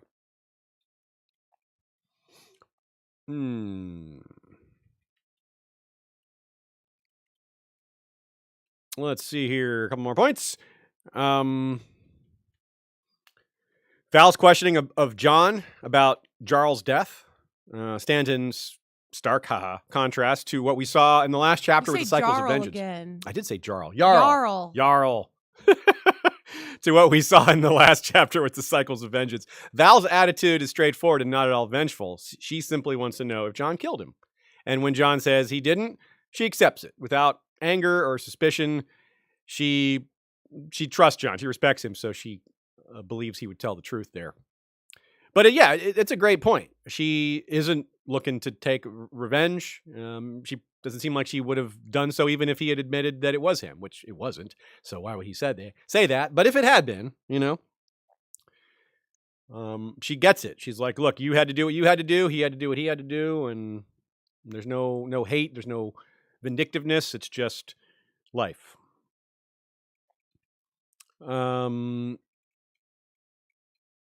As far as Satin goes, this is another little more on Satin. A little issue with Jon's reading of the situation is Jon himself was told that when he was made steward, it's because they were grooming him for command. And they complain that Jon's making a guy that men don't want to follow into grooming him for command. And Jon's like, I'm not grooming him for command. He's just going to fetch my water and do my tent and things like that. That's not a good answer from Jon, really, because whether it's true or not, I don't know that Jon is grooming Satin for command. But that is usually what that office is for. And whether Jon's doing that or not, people are going to think it, right? And Jon is just stubbornly making them accept Satin rather than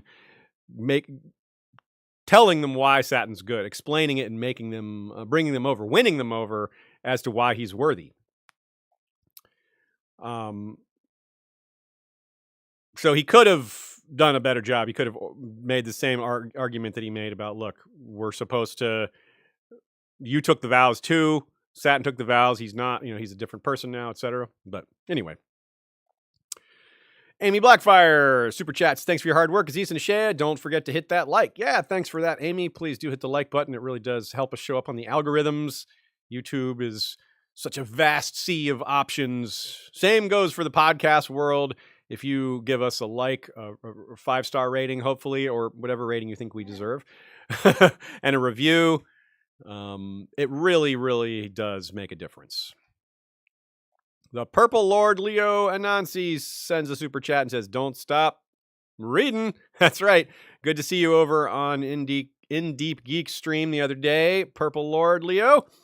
Robert of In Deep Geek had a charity stream on Thursday that I was a part of, along with the Clueless Fangirl, Hacks Dogma, and Pro Food's daughter. That was great times, and we talked about a lot of things, not just Game of Thrones, also Mandalorian, Lord of the Rings. There was some Westworld, other stuff. I think even Raised by Wolves is in there a bit. So check that out for a good cause. We raised over $3,000 for rescue.org. Sept and Celador appeared confused and groggy and in dire need of some scales from the dragon that had flamed him, is a quote. And that is a little joke from George. That is a reference to the Earthbound phrase, hair of the dog that bit him, which is, it's a hangover phrase. If you aren't aware, sometimes people have another drink in the morning after waking up drunk or hungover because it helps get rid of the hangover. Hair of the dog that bit you. Scale of the dragon that burned you. Archmaester Rennie points out Jaime's vibes here. Jon with his conflicting oaths. Yeah, good point there. Yeah, definite Jaime vibes. I got Val vibes from Jaime. I did a parallel lives example on Twitter. All the things they have in common. And I wonder if that's another one that might happen. Jaime and Val could meet. I don't know that would be a particularly meaningful or exciting meeting, but it might be. I don't know, It's worth considering, perhaps. And Tree Girl points out that maybe Jon's death could give Val an opportunity to peace out, maybe to go south or something. I don't know. To organize people or to emerge as a leader. Certainly there's Night Queen symbolism around her as well. There's more around Melisandre, probably. But we know how these things are never one-to-one relationships. There's never just one. Well, sometimes there is. There's often not just one. Rolling Knight points out a little odd, maybe unfortunate prejudice from Jon. Jon is, of course, not prejudiced on 1-1 compared to everybody else. But he talks about 1-1 simplicity and compares him to Hodor a bit, which is, that's not the best way to make a comparison. But what George might be after with that comparison is reminding us of the possibility that there really is giant's blood within the human race. There might have been some mixing and all that. It's a kind of an under the radar mystery whether there's giant's blood in people out there. Guinevere Greenstones wonders about the talk about Hardhome and gives it as an example of more rumors and prejudice in play. The exaggerations about what happened there has probably grown over time, very similar to how people view the giants, about them being cannibals cannibals/meat eaters when they appear to be vegan or vegetarian. Ditto, lots of different rumors about the wildlings, and ditto, the wildlings having rumors about the Watch. It's just the same theme of exaggeration about things that they don't know about. Fits really well. Great catch by Sophia, comparing the sunrise trick. Another evidence that this is a volcano. This is what happened, because when Tyrion, in Tyrion 8, when he's passing Valyria, he's confused for a moment because he's like, wait, what direction are we facing? The sun is rising where? It's the same description here, that the brothers on the wall, it looked like the sun was rising in the north for a good 6 months. So false sunrise based on a likely geothermal event. Good catch. Good parallel. Corroborates what we know. And that's it for Jon 8. Tyrion 9. The Storm in the Flames, a.k.a. the Stinky Steward, smells a slaver. This one and a few others have a real transitional and or montage feel to them, especially here in the middle of the book, where several arcs have ended and a few others are just getting started. After all, Davos spent a long time in prison, only for his arc to end. Bran saw many moons pass by. His arc ended. Arya is going to have a chapter that spans a lot of time next week. And here Tyrion and crew have a chapter where over a month passes. One of the very strong aspects of this chapter is George's brilliant descriptions of the storm itself. It's one of the joys of rereading, just the way he uses metaphor to make these visual wonderlands. It's beautiful. I don't have a lot of specifics to say about that. It's one of those things that you just lay back and enjoy and just go, man, this guy is damn good at what he does. I'm glad we're all here.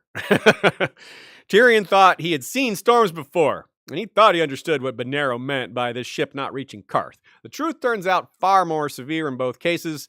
This is the kind of storm that I think about when considering the one that gave Dany her nickname.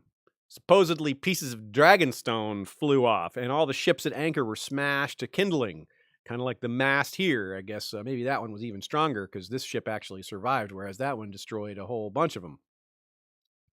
On the heels of that storm, Dany went into exile and semi-slavery. Similarly, this storm will lead to slavery for Tyrion and Penny and Jorah, and just in time for that, he's been having a series of humbling experiences, so why not go all the way with the humbling experiences, like this one? The sow had a sweeter temper than some horses he had ridden. Tyrion is a reader. He has a strong and active imagination. This time he pictures himself as his brother, a poignant moment and one likely very familiar. It's not uncommon for little brothers to look up to their big brothers, and for Tyrion and Jaime, that effect is multiplied.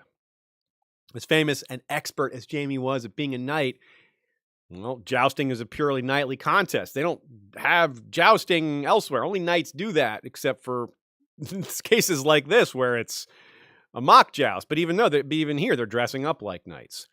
Even though falling is part of the show, even though they're supposed to laugh at Tyrion, that's the point. They're supposed to laugh. Tyrion is he's so used to that being the worst thing. Being laughed at is what he was taught is bad. Yet, it was a bad lesson for Tywin to teach Tyrion because, well, you're going to go through life being laughed at because that's the way it is. It's a sad moment for Tyrion's arc, Nina writes, because he does really feel like Jaime. It almost seems silly that he does, but it's true. And it just calls back what a lot of Tyrion's entire life and how he's felt about himself and his brother. Jaime was the golden Lannister ideal and the best member of his family on a personal level, the guy that actually respected him, that actually loved him, unlike everyone else except for maybe Jaerion. But Jaerion was gone pretty early on and no longer there to have Tyrion's back. It was Jaime that was there the whole time, consistently, until he had to go join the Kingsguard. And of course, Tyrion is still very hurt by what happened at the end of A Storm of Swords. He's still angry at Jaime. So having these thoughts is really meaningful, that he's not thinking of his anger towards Jaime in this moment. So he's able to grasp intellectually what's happening.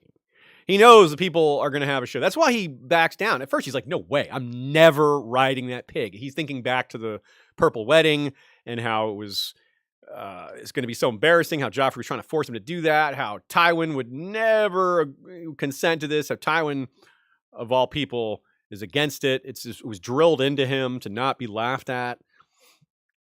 As we'll see with Cersei. Cersei's going to get laughed at in her walk of shame. It's death to authority. It's death to power. You can't be laughed at and give orders. That line is specifically mentioned. It's hard to take orders from a man you've laughed at while in your cups. Unlike Theon, who thinks that he's suffered so much that laughter can't hurt him anymore, Tyrion still has pride. His father and the Purple Wedding, again, those were recent, but he's been laughed at his whole life. Not just then. So submitting to it voluntarily is really hard for him emotionally. Penny says to him at one point, didn't your father ever tell you how to act with big people? Indeed, he did, but it's the entire opposite of what way Penny was taught by her parents. It included not performing. Penny was like, you have to make them laugh. You have to be what you are. You have to fit in with the world. You can't change it. We're small people. We're powerless. How are you going to fight back? You got to give them what they want.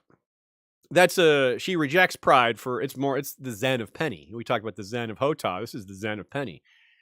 The slow build of their situation and Tyrion's sensitivity to crowds, though, that's he remembers. The riot, he's sensitive to what happens. That starts to ebb away at his pride, and he consents eventually. But he still doesn't fully get it. Like we said, it's a tough adjustment for him. And when he has this argument with Jorah right afterwards, right? Jorah smacks him in the face. Both, you get a sense that, well, yeah, Jorah's still bitter and angry, and Jorah kind of sucks, but what are you doing, Tyrion? Like, why are you talking that way to Jorah? Like, it's a bad idea. And Penny says the same thing. You mustn't mock him. Don't you know anything? You can't talk that way to a big person. They can hurt you. Ser Jorah could have tossed you in the sea. The sailors would have laughed to see you drown. You have to be careful around big people. Be jolly and playful with them. Keep them smiling. Make them laugh. That's what my father always said. Didn't your father ever tell you how to act with big people? Yeah, it's superb insight into how she's been raised and how different the world looks to her, even though they share such a key similarity physically. And he thinks to himself, I have a deal to learn about being a dwarf. He's not being sarcastic. I mean, he is a little bit, but he's not wrong, right? His upbringing as a dwarf is nothing like normal, right? Normally, they're killed at birth or not acknowledged or something like that. That's what he thinks. He thinks that's normally what happens. That's when noble families have this, they kill the kid. And his father basically put him in this weird halfway spot where he's supposed to be ashamed of being a dwarf, but also to deny that he is one. Which, that is not embracing who you are, which is what Tyrion tells pretty much everybody else. Be who you are. The world won't let you forget it. Yet, Penny's the one teaching him this very lesson that he taught to Jon back in, what was it, Jon 3, A Game of Thrones? Really long back when they're on their way to the wall. It might even be Jon 2. I think it's Jon 3. Anyway, it's brilliant how this is being called back and how George speaks to our own inability to see ourselves. Even as we maybe give great advice to others, we don't always take it or see it. And a lot of that's because of our own upbringing and because of what people taught us when we were impressionable. And it creates these inconsistencies, these things that don't line up, these exceptions. So it's really quite interesting. I think this chapter is very transitional, but it's still very strong and has a lot of powerful themes. It's pretty amazing that Tyrion refused doing all this back in King's Landing, not wearing the armor, not riding the pig, only to end up riding the exact same pig and exact armor in the Gulf of Grief. It's one thing for him to have done it in Westeros, but geez, yeah. And Penny's optimism is really something too. She maintains hope, even though she's lost so much.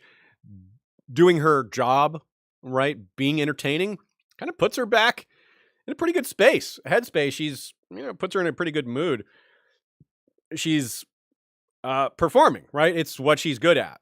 She's learned to do it, doing the things we're used to. There's something therapeutic in that. And it's also kind of an irony that this is being taken as slaves is actually going to kind of work out for them, because how else are they going to get to Dany? Like, even this, they couldn't have done the Switch sellsword company thing that Quentin did, because who's going to hire them as sellswords? Well, the Second Sons will, but under entirely different circumstances. And Tyrion also brings up a point to Jorah. That's one of the things that upsets Jorah, is calling him out for his lack of forethought, saying, look, man, do you really think Dany's going to receive you the way you think? Maybe you didn't think this through. Maybe you did it drunkenly in desperation. I don't know that I brought that up as a point enough at the time, that Jorah claiming Tyrion and capturing him was a spur-of-the-moment decision when he was wasted. And so now that he's sober, it's like, well, I'm committed to this. But yeah, I see his point. Dany is just as likely to cut my head off and keep Tyrion rather than the other way around, if not more so. And Tyrion doesn't know. He's figured it out. We know he's right. He's probably more right than he knows. She is more likely to kill Jorah than him. Although, honestly, she's not that likely to kill either of them. Another important moment, really important under the radar moment, happens in this chapter. If we're looking forward to what kind of man Tyrion's going to be, I know it's popular to see Tyrion as going real dark, but I want to push back on that. I'm open to it, but I want to push back on it. This chapter gives us a lot of reason to think that's not how it's going, that we have maybe gone too far with that estimation. Maybe there's going to be some of it. Maybe he's still going to be really vicious to Cersei or other members of his family. But lines like, a little kindness, everyone deserves that much, however big or small, that is not the kind of thing a future murderous angry killer thinks. These are not the thoughts of someone who is getting ready to be bloody, right? I mean, things could change. He's got lots more chapters before they get to King's Landing. Lots could change, right? But in this moment, he's sentimental, he's kind, he's chivalrous almost to Penny.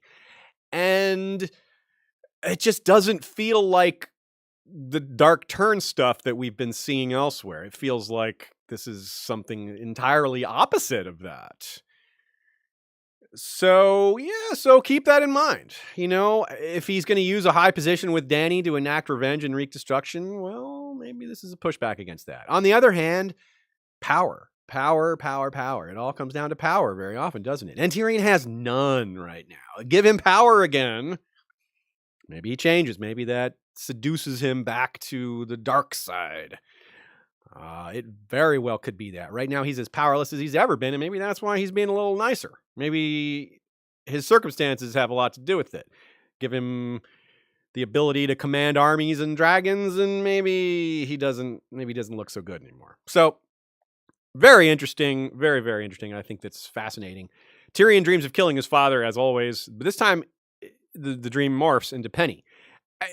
I don't think this is like he's going to murder Penny. By no means. I think Joe suggests maybe he's contemplating giving her the gift of mercy before things get worse. The sailors turn on her and things like that. Or, he doesn't want her to starve to death. Or he thinks that his actions are going to get her killed. It's guilt. It's him thinking, oh, her being with me I'm the responsible for all her woes.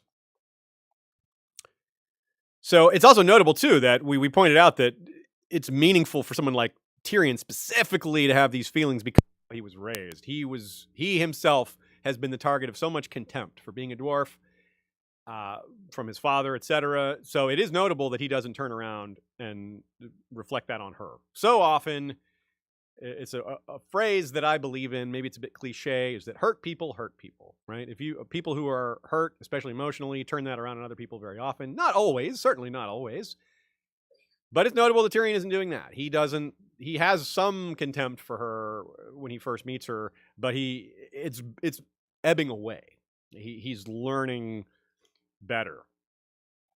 Dragons and turning on his family have long been foreshadowed for him. These have been present since the start, his first chapters. But so has his so-called soft spot for, quote, cripples, bastards, and broken things, right? Again, think of dark turn Tyrion, and then think to building a saddle for Bran. He didn't have an ulterior motive there. That wasn't about power. That wasn't about trying to get in good with the Starks so he could get something from them. No, that was just Tyrion being decent. Kinship with Bran. Yeah. Speaking of his own worth, note how he judges himself when Penny kisses him. He decides she's not really that into him because there's no lust. And this is, again, his upbringing, his self-perception. He's falling into that common trap. A lot of people do it. Thinking that lust and love are intertwined. Not always. Sometimes. But often they don't have much to do with each other. Often they have nothing to do with each other at all. It's good he doesn't hate her, because in the past we've seen him loathe people who loathe him.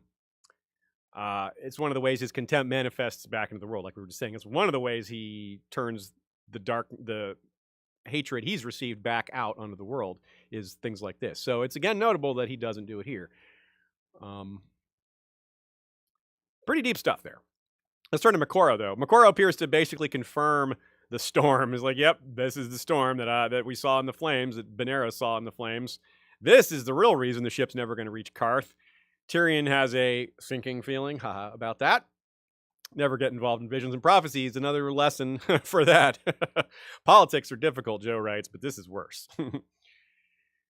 So Moqorro did see, or reveals that Benaros saw this storm in the flames. Again, what an incredible level of faith it takes to use this as your method of changing ships. Like, yeah, I'm going to get swept overboard and then chill in the water for 10 days. Wow. And the fiery hand, his 5 fingers, like 2 of them get swept overboard too, and I guess they just die because they don't turn up again. So their faith is even stronger, maybe. Or they're stupider. I don't know. I don't know where to draw. I don't know how to characterize faith that strong. I wonder what sort of magic Makoro was using during the storm, Nina writes. That he had something protecting him is obvious. Like he's chanting and praying into the storm. Like he's standing there on deck, like knowing what's going to happen, but maybe there's some magic to help him survive. I mean, Melisandre says she doesn't need to eat or drink. She just does it to kind of make herself look normal. So maybe Makoro had, but still, there's a possibility of some magic here. More on him when we get to Victarion, which is not terribly long from now. Perhaps, too, we're meant to contrast Makoro's unwavering, long-held faith with Penny's innocent hopefulness, which is itself a form of faith. By the same token, perhaps Makoro's beliefs are meant to be seen as a form of naivete as well, right? Turn that around. Though it doesn't look that way now. He seems to know exactly what's happening. And again, we'll come back to him later. 10 days he spends in the water before the Iron Fleet finds him, which does give us a reckoning on where the Iron Fleet is. Not that far from here, right? Yeah, interesting, right? As bad as Jorah is, even he softens somewhat this chapter. He argues with Tyrion and hits him, but seems willing to forget about it later. More importantly, he speaks up about the dangers of the crew towards Penny and her animals, which is really a big deal because those aren't just her pets. Those are her livelihood. They're trained. They are, her job. So every once in a while, Jorah seems to remember he's a knight, even if it's only for, a minute or two at a time. Such a big change to the mood when the wind picks up. And again, it's Penny's excitement and pureness that warms Tyrion's heart a bit. Yeah, again, she's like she is kind of like Hotah here. Her pureness is like his clean slate, unmovability.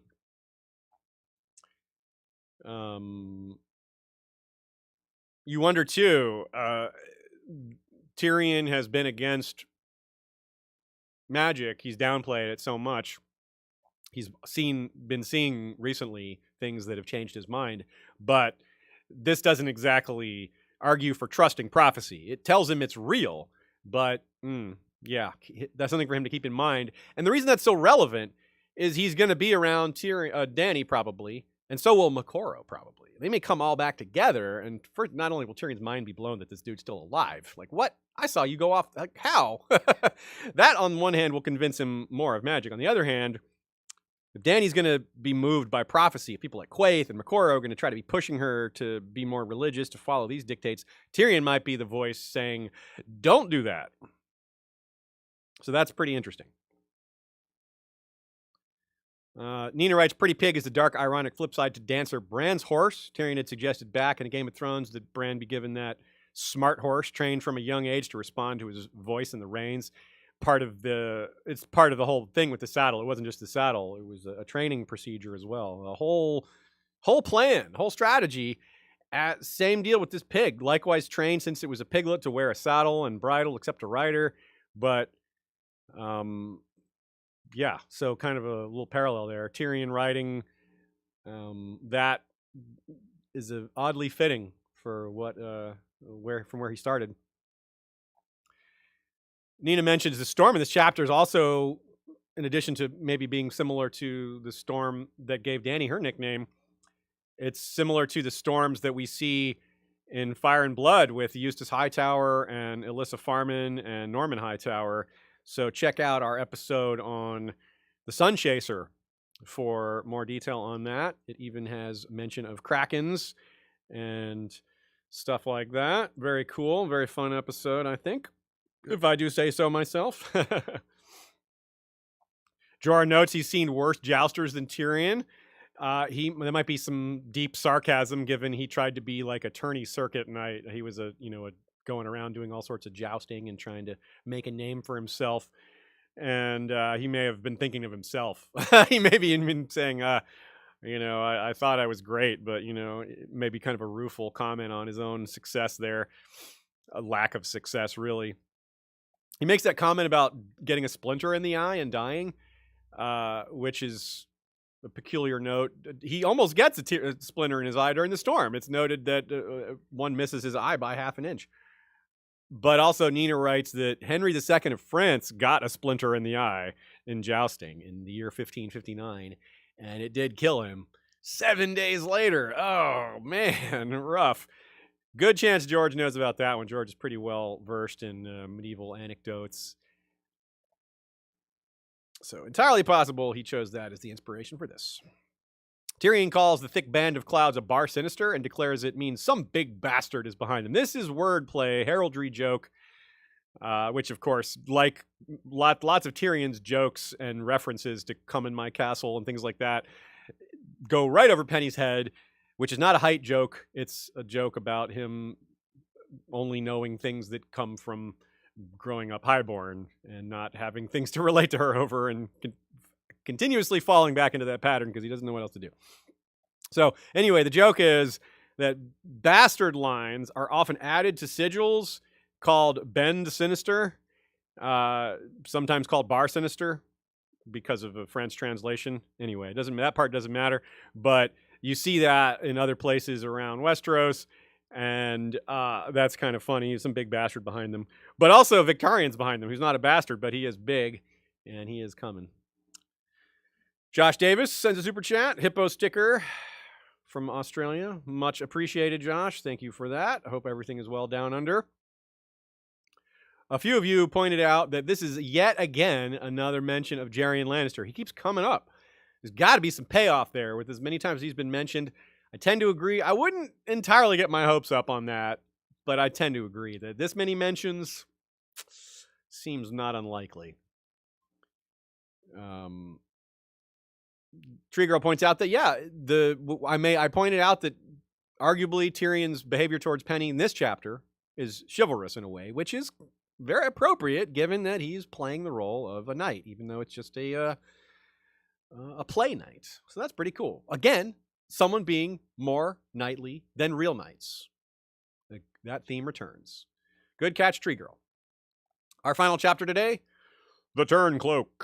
The Heart Tree weeps, aka Return to the Crypts of Winterfell. On the heels of a huge storm at sea in Tyrion 9, this one has a persistent snowstorm, which is going to continually get worse as well. Just as that chapter had a lull in the chaos when the Celisori Corrin sat in the eye of that raging storm, so does Theon get a break from the raging storm of Ramsay, while the rest of the castle sits and eats and stays warm and listens to music. Doesn't sound so bad, but, it too is a lull, and it's worse than it seems. It's perhaps an unfair description of how intense it really is, though. Jane does indeed rhyme with pain, and her suffering is nothing like a lull. She's deep in it. It's a lull for Theon, not for everyone else. Theon collapses in prayer in front of the heart tree and seems to cry with him. The tree does, or something. And that's intense, too. What the heck is going on? Is that Bran? We'll talk about it more in a minute. Theon Turncloak also could be called Theon Tour Guide. In this one, he does a circuit around the castle. His familiarity with the place is on display, and an important aspect of the chapter, culminating in a visit to the crypts, which, of course, happens in part because he's one of the only ones who knows where it is. If that was the only thing in this chapter, it would be important, meaning that visit to the crypts. But of course, it's not. Amidst this look back into ancient Stark history, we have more recent Stark history through Lady Dustin's personal relationships. Very revelatory, very interesting, very important. White snow may be everywhere and covering everything, but the future isn't so bright. This mood is reflected well by the first sentence. The first flakes came drifting down as the sun was setting in the west. Another amazing first sentence. Snow falling amidst a setting sun. A simple, powerful way to say winter is coming. Highly appropriate for a chapter featuring a visit to the Crypts of Winterfell, where so many Starks ruled during so many winters. Theon thinks his sun has set as well. He considers escape, but decides he has nowhere to go. Still, it's notable that he's even thinking about it. He wouldn't have been even thinking about escape not that long ago, given what happened with Kyra, given his fears of Ramsay. So again, we're seeing some restoration, some growth, some Theon returning to being Theon. Again, this chapter is the Turncloak, not Reek 5. Of course, there's no Reek 4 either. We had the Prince of Winterfell. So he's less and less Reek. This ruined castle, as unwelcome as it is to him specifically and his kind generally, he realizes his place. So it's a little column A, little column B. Yes, Winterfell is not friendly to Ironborn, but it is the place he grew up. There's a lot of familiarity with it.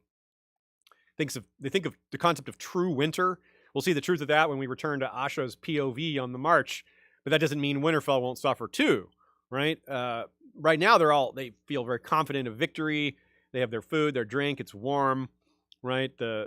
Over the next 2 chapters, we'll find out what a false hope that is. We won't have to wait too long for winter to truly show it means business, and half-strength Winterfell isn't going to cut it. This is also our way to see the cracks are appearing in the Bolton Alliance. Freys are upset about their missing kin.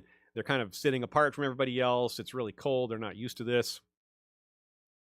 Still, there's a strong point from Lady Dustin about Arya. Again, even what good does it do to have her look like a Stark if everyone thinks she's suffering and in pain? Again, she reminds what she said before, in using different words, is that they love the Starks. She's an exception, but so many of them love the Starks, and it just isn't going to work if, Ramsay pushes them too far. He is not playing this game well. He is playing it like the shadow on the wall is a lot taller than it is. He thinks they can't call him out, but that shadow is smaller than it is, and it might be evidence. It may only take putting out a candle to get rid of that entire shadow.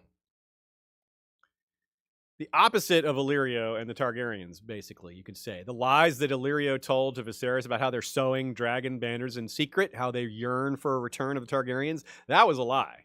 But when it comes to the Starks in the north, it's true. And there's a reason for that. The Targaryens weren't that special as far as setting themselves up for long-term rule and doing well. They're notable. They're historic. They're outstanding. But if you look at their reign, why would people be like, oh yeah, we got to do that again? You can see why some people prefer it, but it's not a slam dunk. Yes, the Targaryens have always been great. The Starks, for the most part, have been. There's definitely been exceptions there, but the Starks have done the thing that has been most important. Kept the North alive through all these winters, led them through all that. They've proven their worth over a much longer period of time than we would be talking about the Targaryens for, too. And this is part of what people like Wyman Manderly are banking on, this love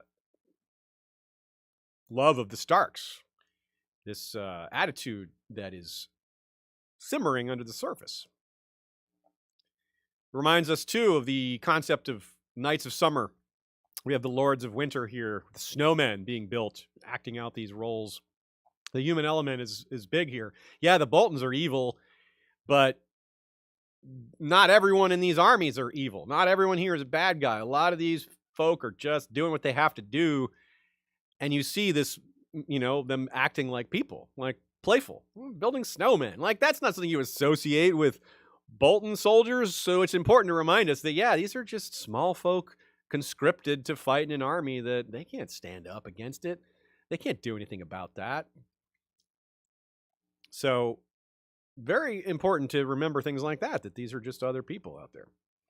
And that is part of why it really just takes a little bit of pushing. Yeah, if, as Justin Massey will tell Asha next chapter, that, all they got to do is make Bolton look like he's losing and everyone will desert him. But as Asha thinks in response, how are you going to do that? It's going to be hard to make it look like Bolton's losing. So the under the radar theme here is, by calling Theon a Turncloak against the Starks, they're implying a thing or two about fostering in general and nature versus nurture. Because, wait, how could he be Ironborn and a Turncloak against the Starks? Well, because he pledged to follow Robb Stark. That's something. He was raised there. But still, they're kind of saying, look, you were raised here. This is your home. You grew up here. You turned on these people. That's dark. That's evil. So it does kind of touch on Jon being a son of Ned, even if he's not his sire, things like that, because Theon was brought up in this same spot. And that builds to this enormous moment where Theon admits the truth of it when Lady Dustin pins him to it, says, yeah, okay, I hate the Starks because I wanted to be one. And she agrees that they have more in common than he might realize, meaning the same thing. She wanted to be a Stark too, and then, of course, she gets into why. it provides a much different view, right? These outsiders to the Stark, these almost Starks. There's more of them than we thought. Jon, Theon, but also Lady Dustin. There's probably some other ones out there too, right? You can't break those barriers. You can be right there, but you can't cross that line. You can't actually be a Stark. It's a pretty major moment for the fandom to hear these details from Lady Barbary. Like, wow. Brandon and Catelyn, Brandon and Barbary and Rickard and this conspiracy. She brings up the Maesters last time and now follows up on that. She lost the man she loved thanks to Rickard, or never got a chance to love the second man. Catelyn takes him too.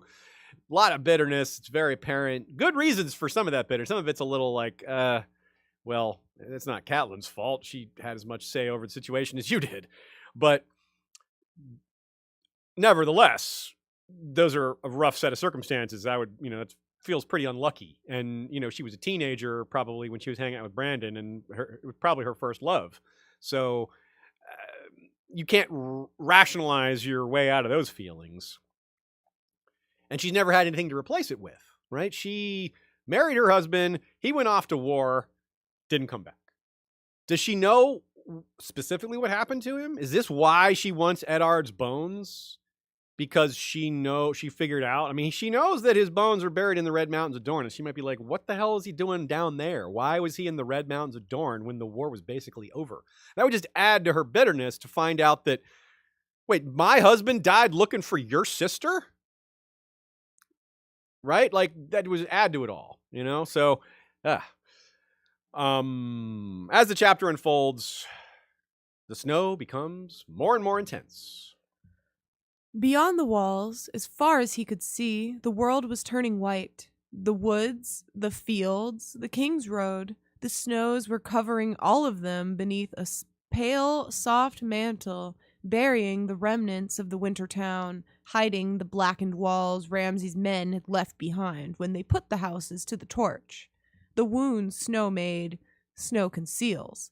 But that was wrong. Ramsay was a Bolton now, not a Snow. Never a Snow. Yeah, he's a Snow. Yeah, he's a Snow.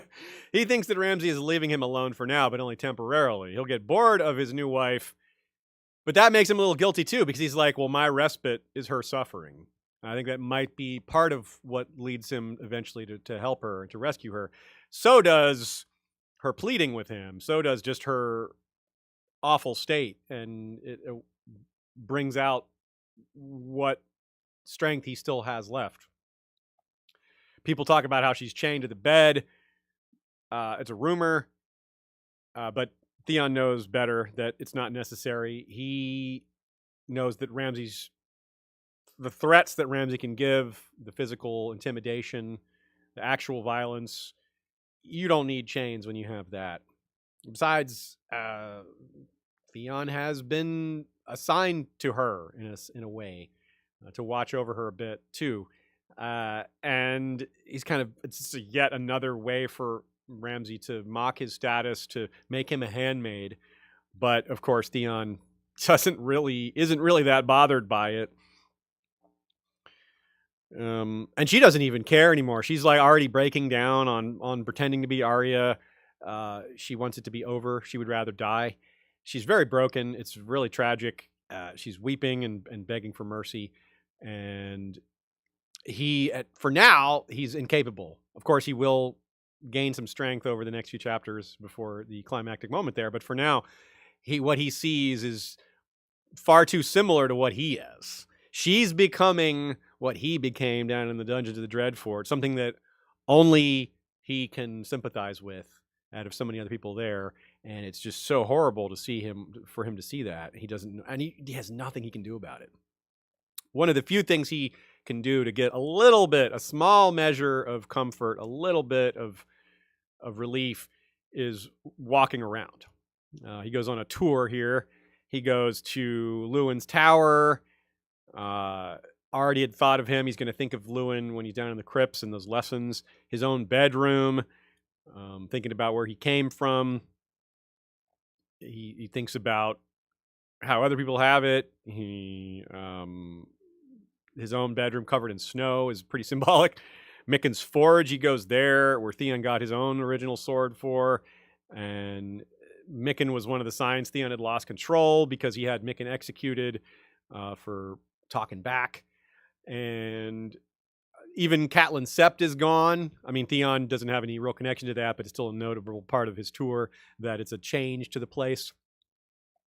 Theon continues proving he does know parts of the castle that others don't, which is kind of an underlying theme here. Is Theon's knowledge of the castle going to be relevant to Stannis' invasion or something else? It doesn't just have to be Stannis. It could be something else.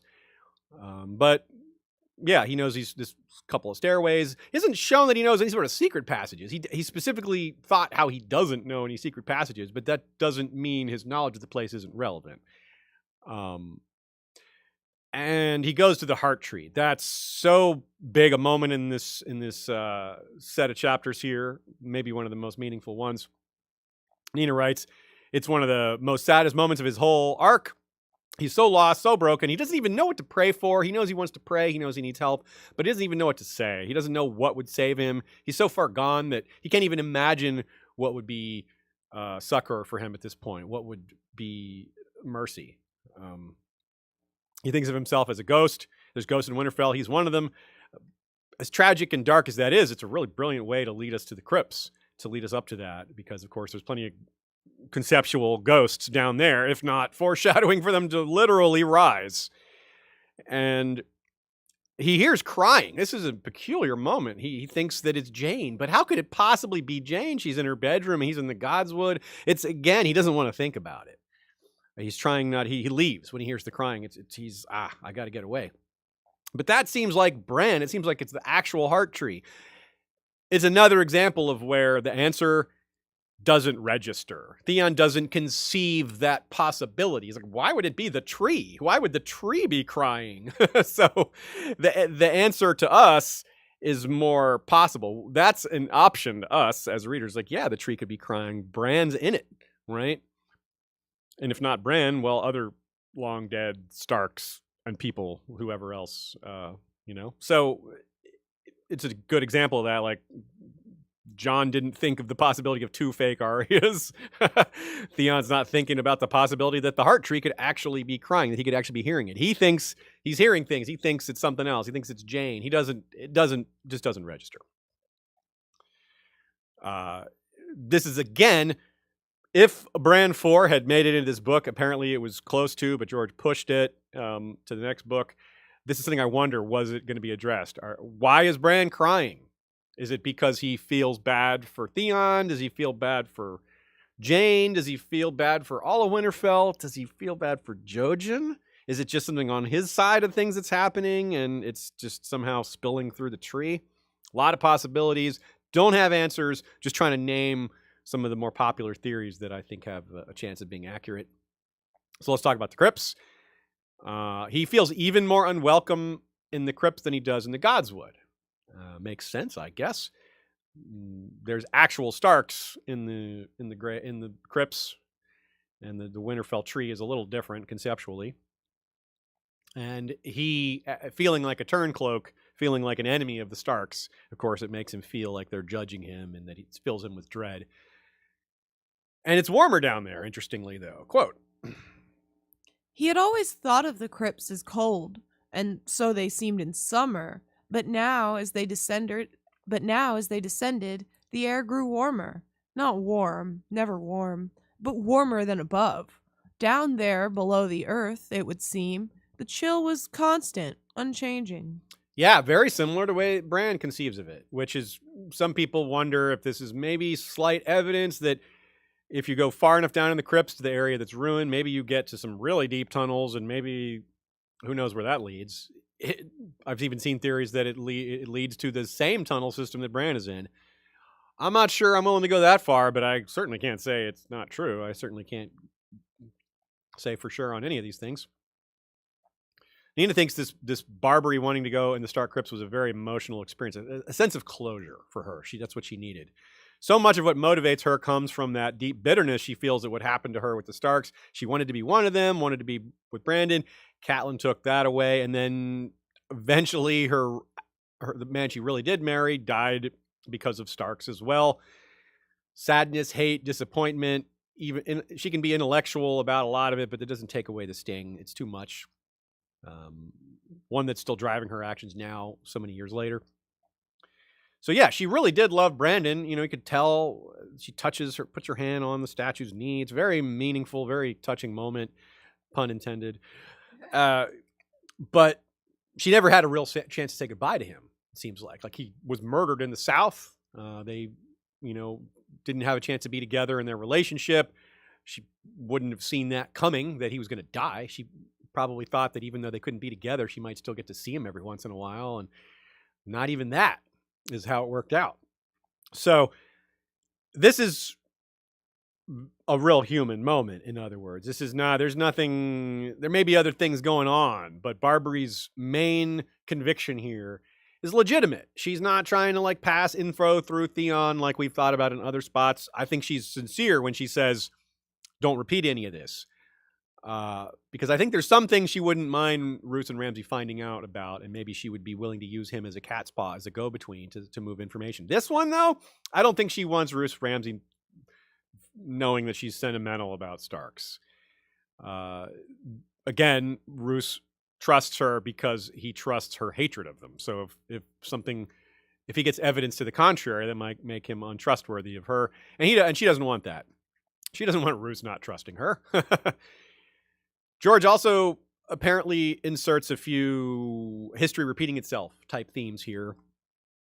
Not only is Theon named after Theon the Hungry Wolf, or have the same name as Theon Stark the Hungry Wolf, but even Lady Dustin's guard Baron, she specifically says his name, and then we get this line that includes the mention of not only Baron Stark, but a whole bunch of other famous names we've heard before. This is a great quote. King Edric Snowbeard, who had ruled the North for 100 years. Brandon the Shipwright, who had sailed beyond the sunset. Theon Stark, the Hungry Wolf. My namesake, Lord Baron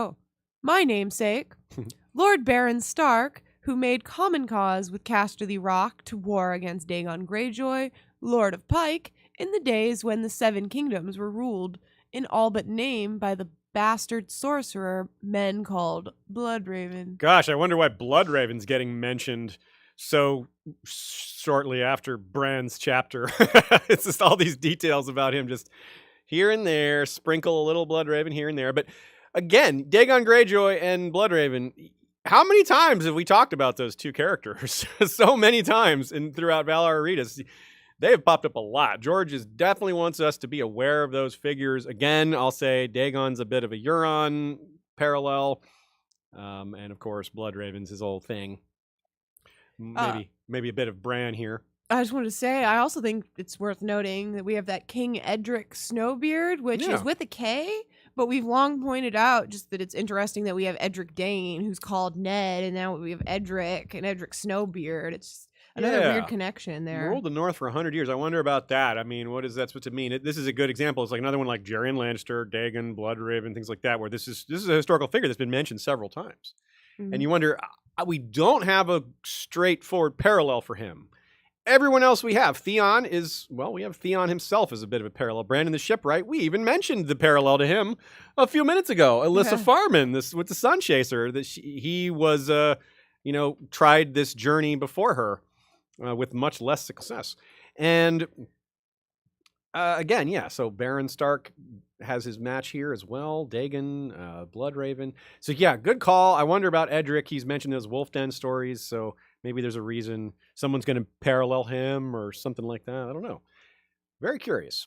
Yeah, they say, by the way, with Edric that he ruled the North for 100 years, which you're like, oh, that's crazy. But then it is not 100 years is an exaggeration. But imagine if King Edric, say, inherited as like a 2-year-old. Yeah, maybe he ruled and for then he ruled until years. he was 90 or something. Yeah. Then that's close enough to 100 years. And they call him Snowbeard, so he clearly lived very old. In the other anecdote, we're told that it was his grandson, or maybe even his great grandson, Brandon Ice Eyes, that took over. So it's certainly corroborated. He would have outlived a bunch of them. Yeah, so it seems like he was a guy who lived a long time. Yeah. So what is that? Who are they telling us about with that? It's very that's a peculiar reference Definitely Maybe puts my head spinning. Bran. Yeah, it could be. Bran's gonna live a while potentially. Yeah, you're right. More than 100 years, quite likely. Lady Dustin notices the missing swords. Let's have that quote. It was true. Theon did not recall which king it was, but the longsword he should have held was gone. Streaks of rust remained to show where it had been. The sight disquieted him. He had always heard that the iron in the sword kept the spirits of the dead locked within their tombs. That's the one that Hodor took. We do know we know that Hodor took a sword from some long dead king, but we don't know which one it was. I know you guys rely on us for that, but hey, we just don't know. The other swords taken were much simpler. Brandon's, Rickard's, and Ned's. So recently dead, although Ned's corpse is of course not actually in there.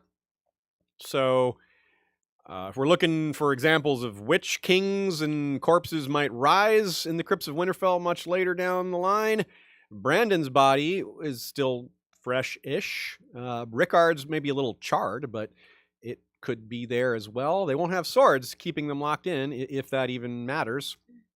And whoever this king was that Hodor took, well, I guess we might find out then when it rises, maybe. Or maybe it'll just be too chaotic because there'll be so many of them. So anyway, there's a little more setup for that, but a little more foreshadowing. Joe notes, back inside the hall, Mance just can't stop with the Dornishman's wife, can he? Easily the top of his Spotify rap thingy.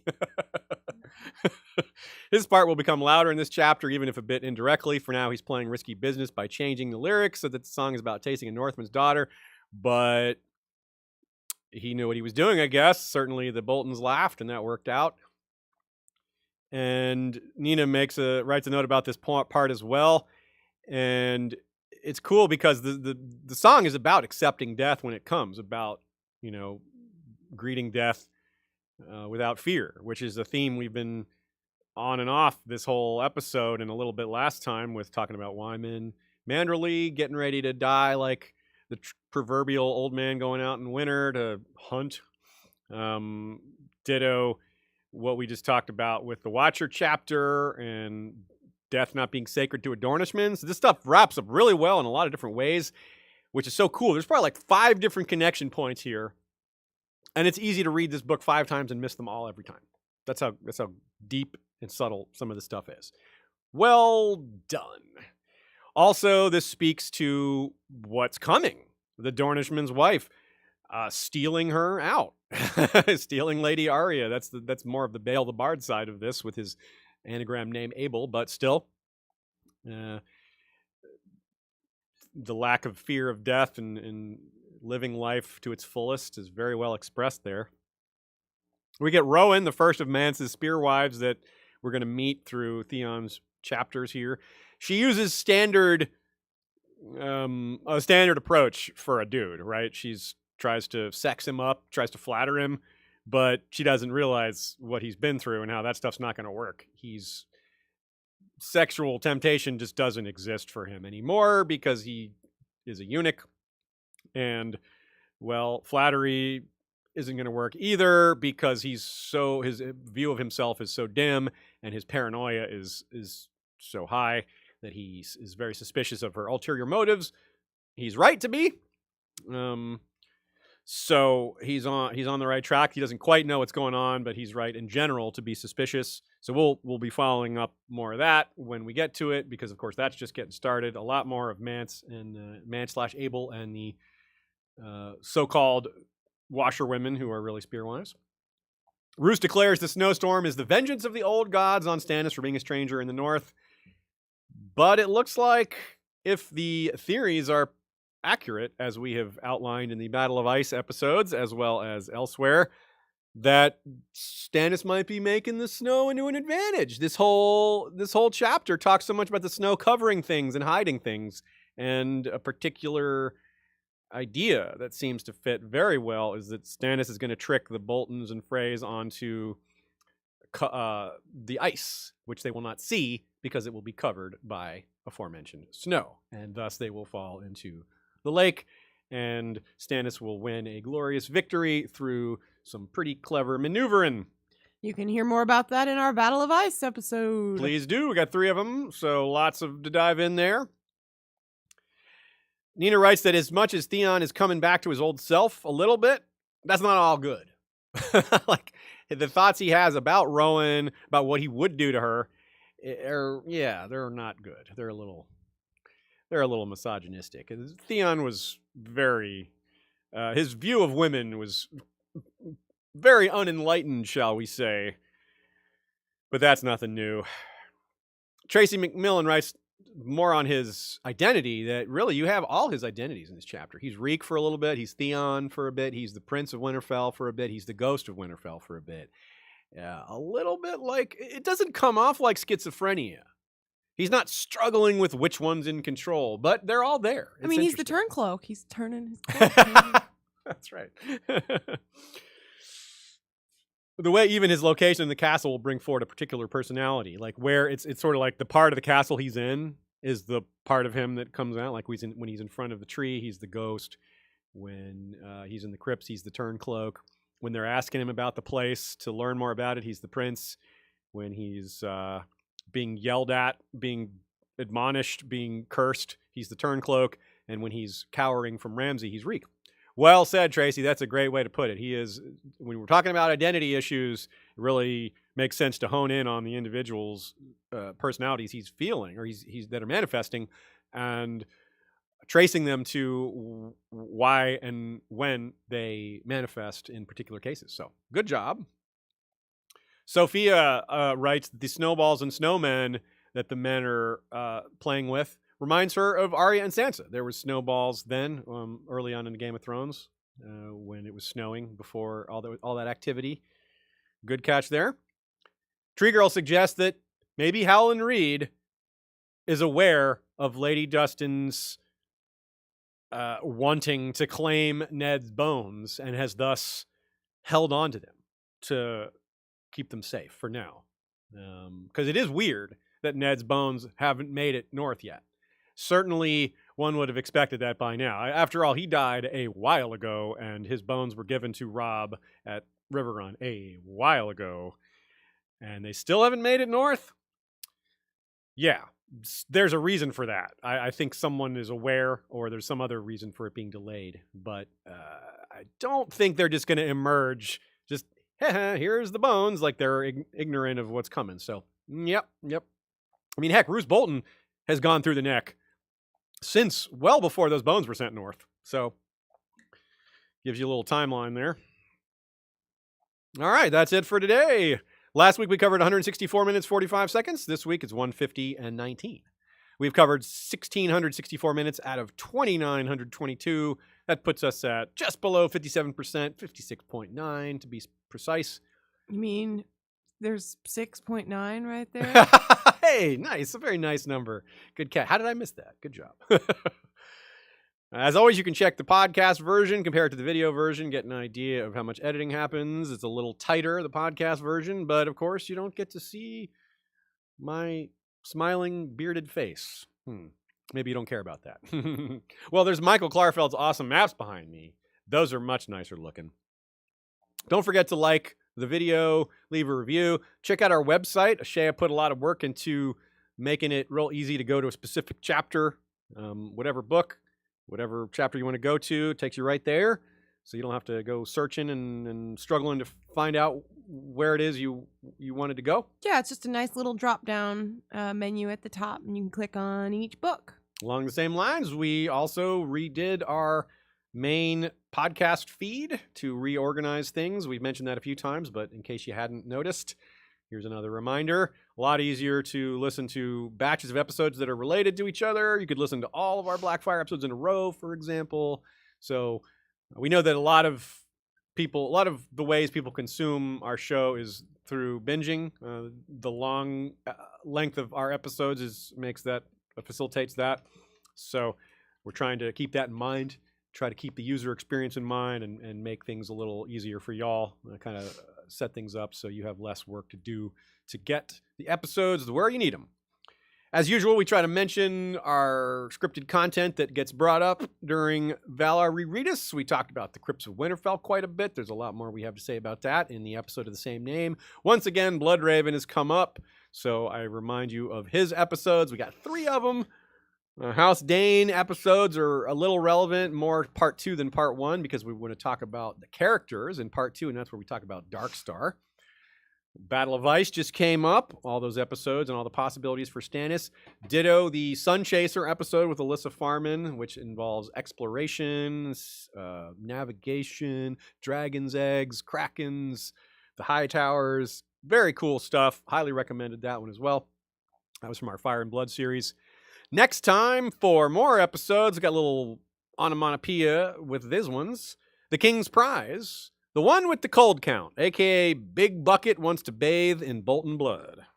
Daenerys 7, a secret pact by the Red Door, a.k.a. the Harpy weds the dragon. John 9, the Princess and the Queen and the Fool and the Banker, a.k.a. Alice in One Wonderland. And the Blind Girl, Daycat, Lighter of the Night Wolf. A.k.a. Dressing the Dead in Darkness. Yeah, that's a huge chapter. Man, rereading The Blind Girl. Whew, I can't wait to talk about that one. That's really exciting. But the ones before it are really good too. So, folks, it never slows down with Valar Rereadis. There's always awesome chapters coming up next. That has not changed. We will see you then for that. Some thanks to Joe and Nina for their excellent contributions, for Ashea for doing so much all at once, to our mods for leading the discussions over on Facebook, to everyone who participates on Flick, Slack, and Discord as well, to Michael Klarfeld for the maps, to Kevin McLeod for the Valar Rereadis music, to Jesse Koval and I do that so often. Joey Townsend and Jesse Koval. I mix their names up every time. I swear. They're great dudes. They're responsible for our music in our regular episodes. Thanks to Bengineer for the sound quality and audio assistance. Thank you very much to our patrons for being who you are, for supporting the show financially. We absolutely could not do this without you. It is a blessing that we can, a blessing from you. Here Be Dragons is talking about The Expanse today. And speaking of The Expanse, every Friday night for the rest of Season 5 of The Expanse, Ash is going to be on Fandom Media. So I'll be reminding y'all, if you come to the game streams, I'll be reminding y'all. But if you don't come to the game streams every Friday, this is your reminder. If you're a fan of The Expanse, go check out Ash and Kyle every Friday, or catch the replay on the Fandom Media channel when you get the chance. Yeah, Expanse we're doing it Season at 5. 9 p.m. Eastern, which is a nice later stream, I think. So hopefully that's a little different for you all. She is a huge fan of The Expanse, so am I, so you're going to want to tune in and hear her thoughts, because she's very knowledgeable about it, and there's probably stuff you missed. She's read the book, so have I, so it's a great series. Just as an aside, if you haven't gotten into The Expanse at all, I'm just going to give you another recommendation here. It is awesome. It's one of our favorites, period. Yeah, it's my favorite sci-fi series, one of my favorite TV shows, for sure. Absolutely. Yeah. So big praise there. We're not blowing smoke. That is true. We love The Expanse. So check it out. Check out Here Be Dragons. Check out Fandom Media Fridays. And we'll see you next time, folks, for more Valar Rereadis.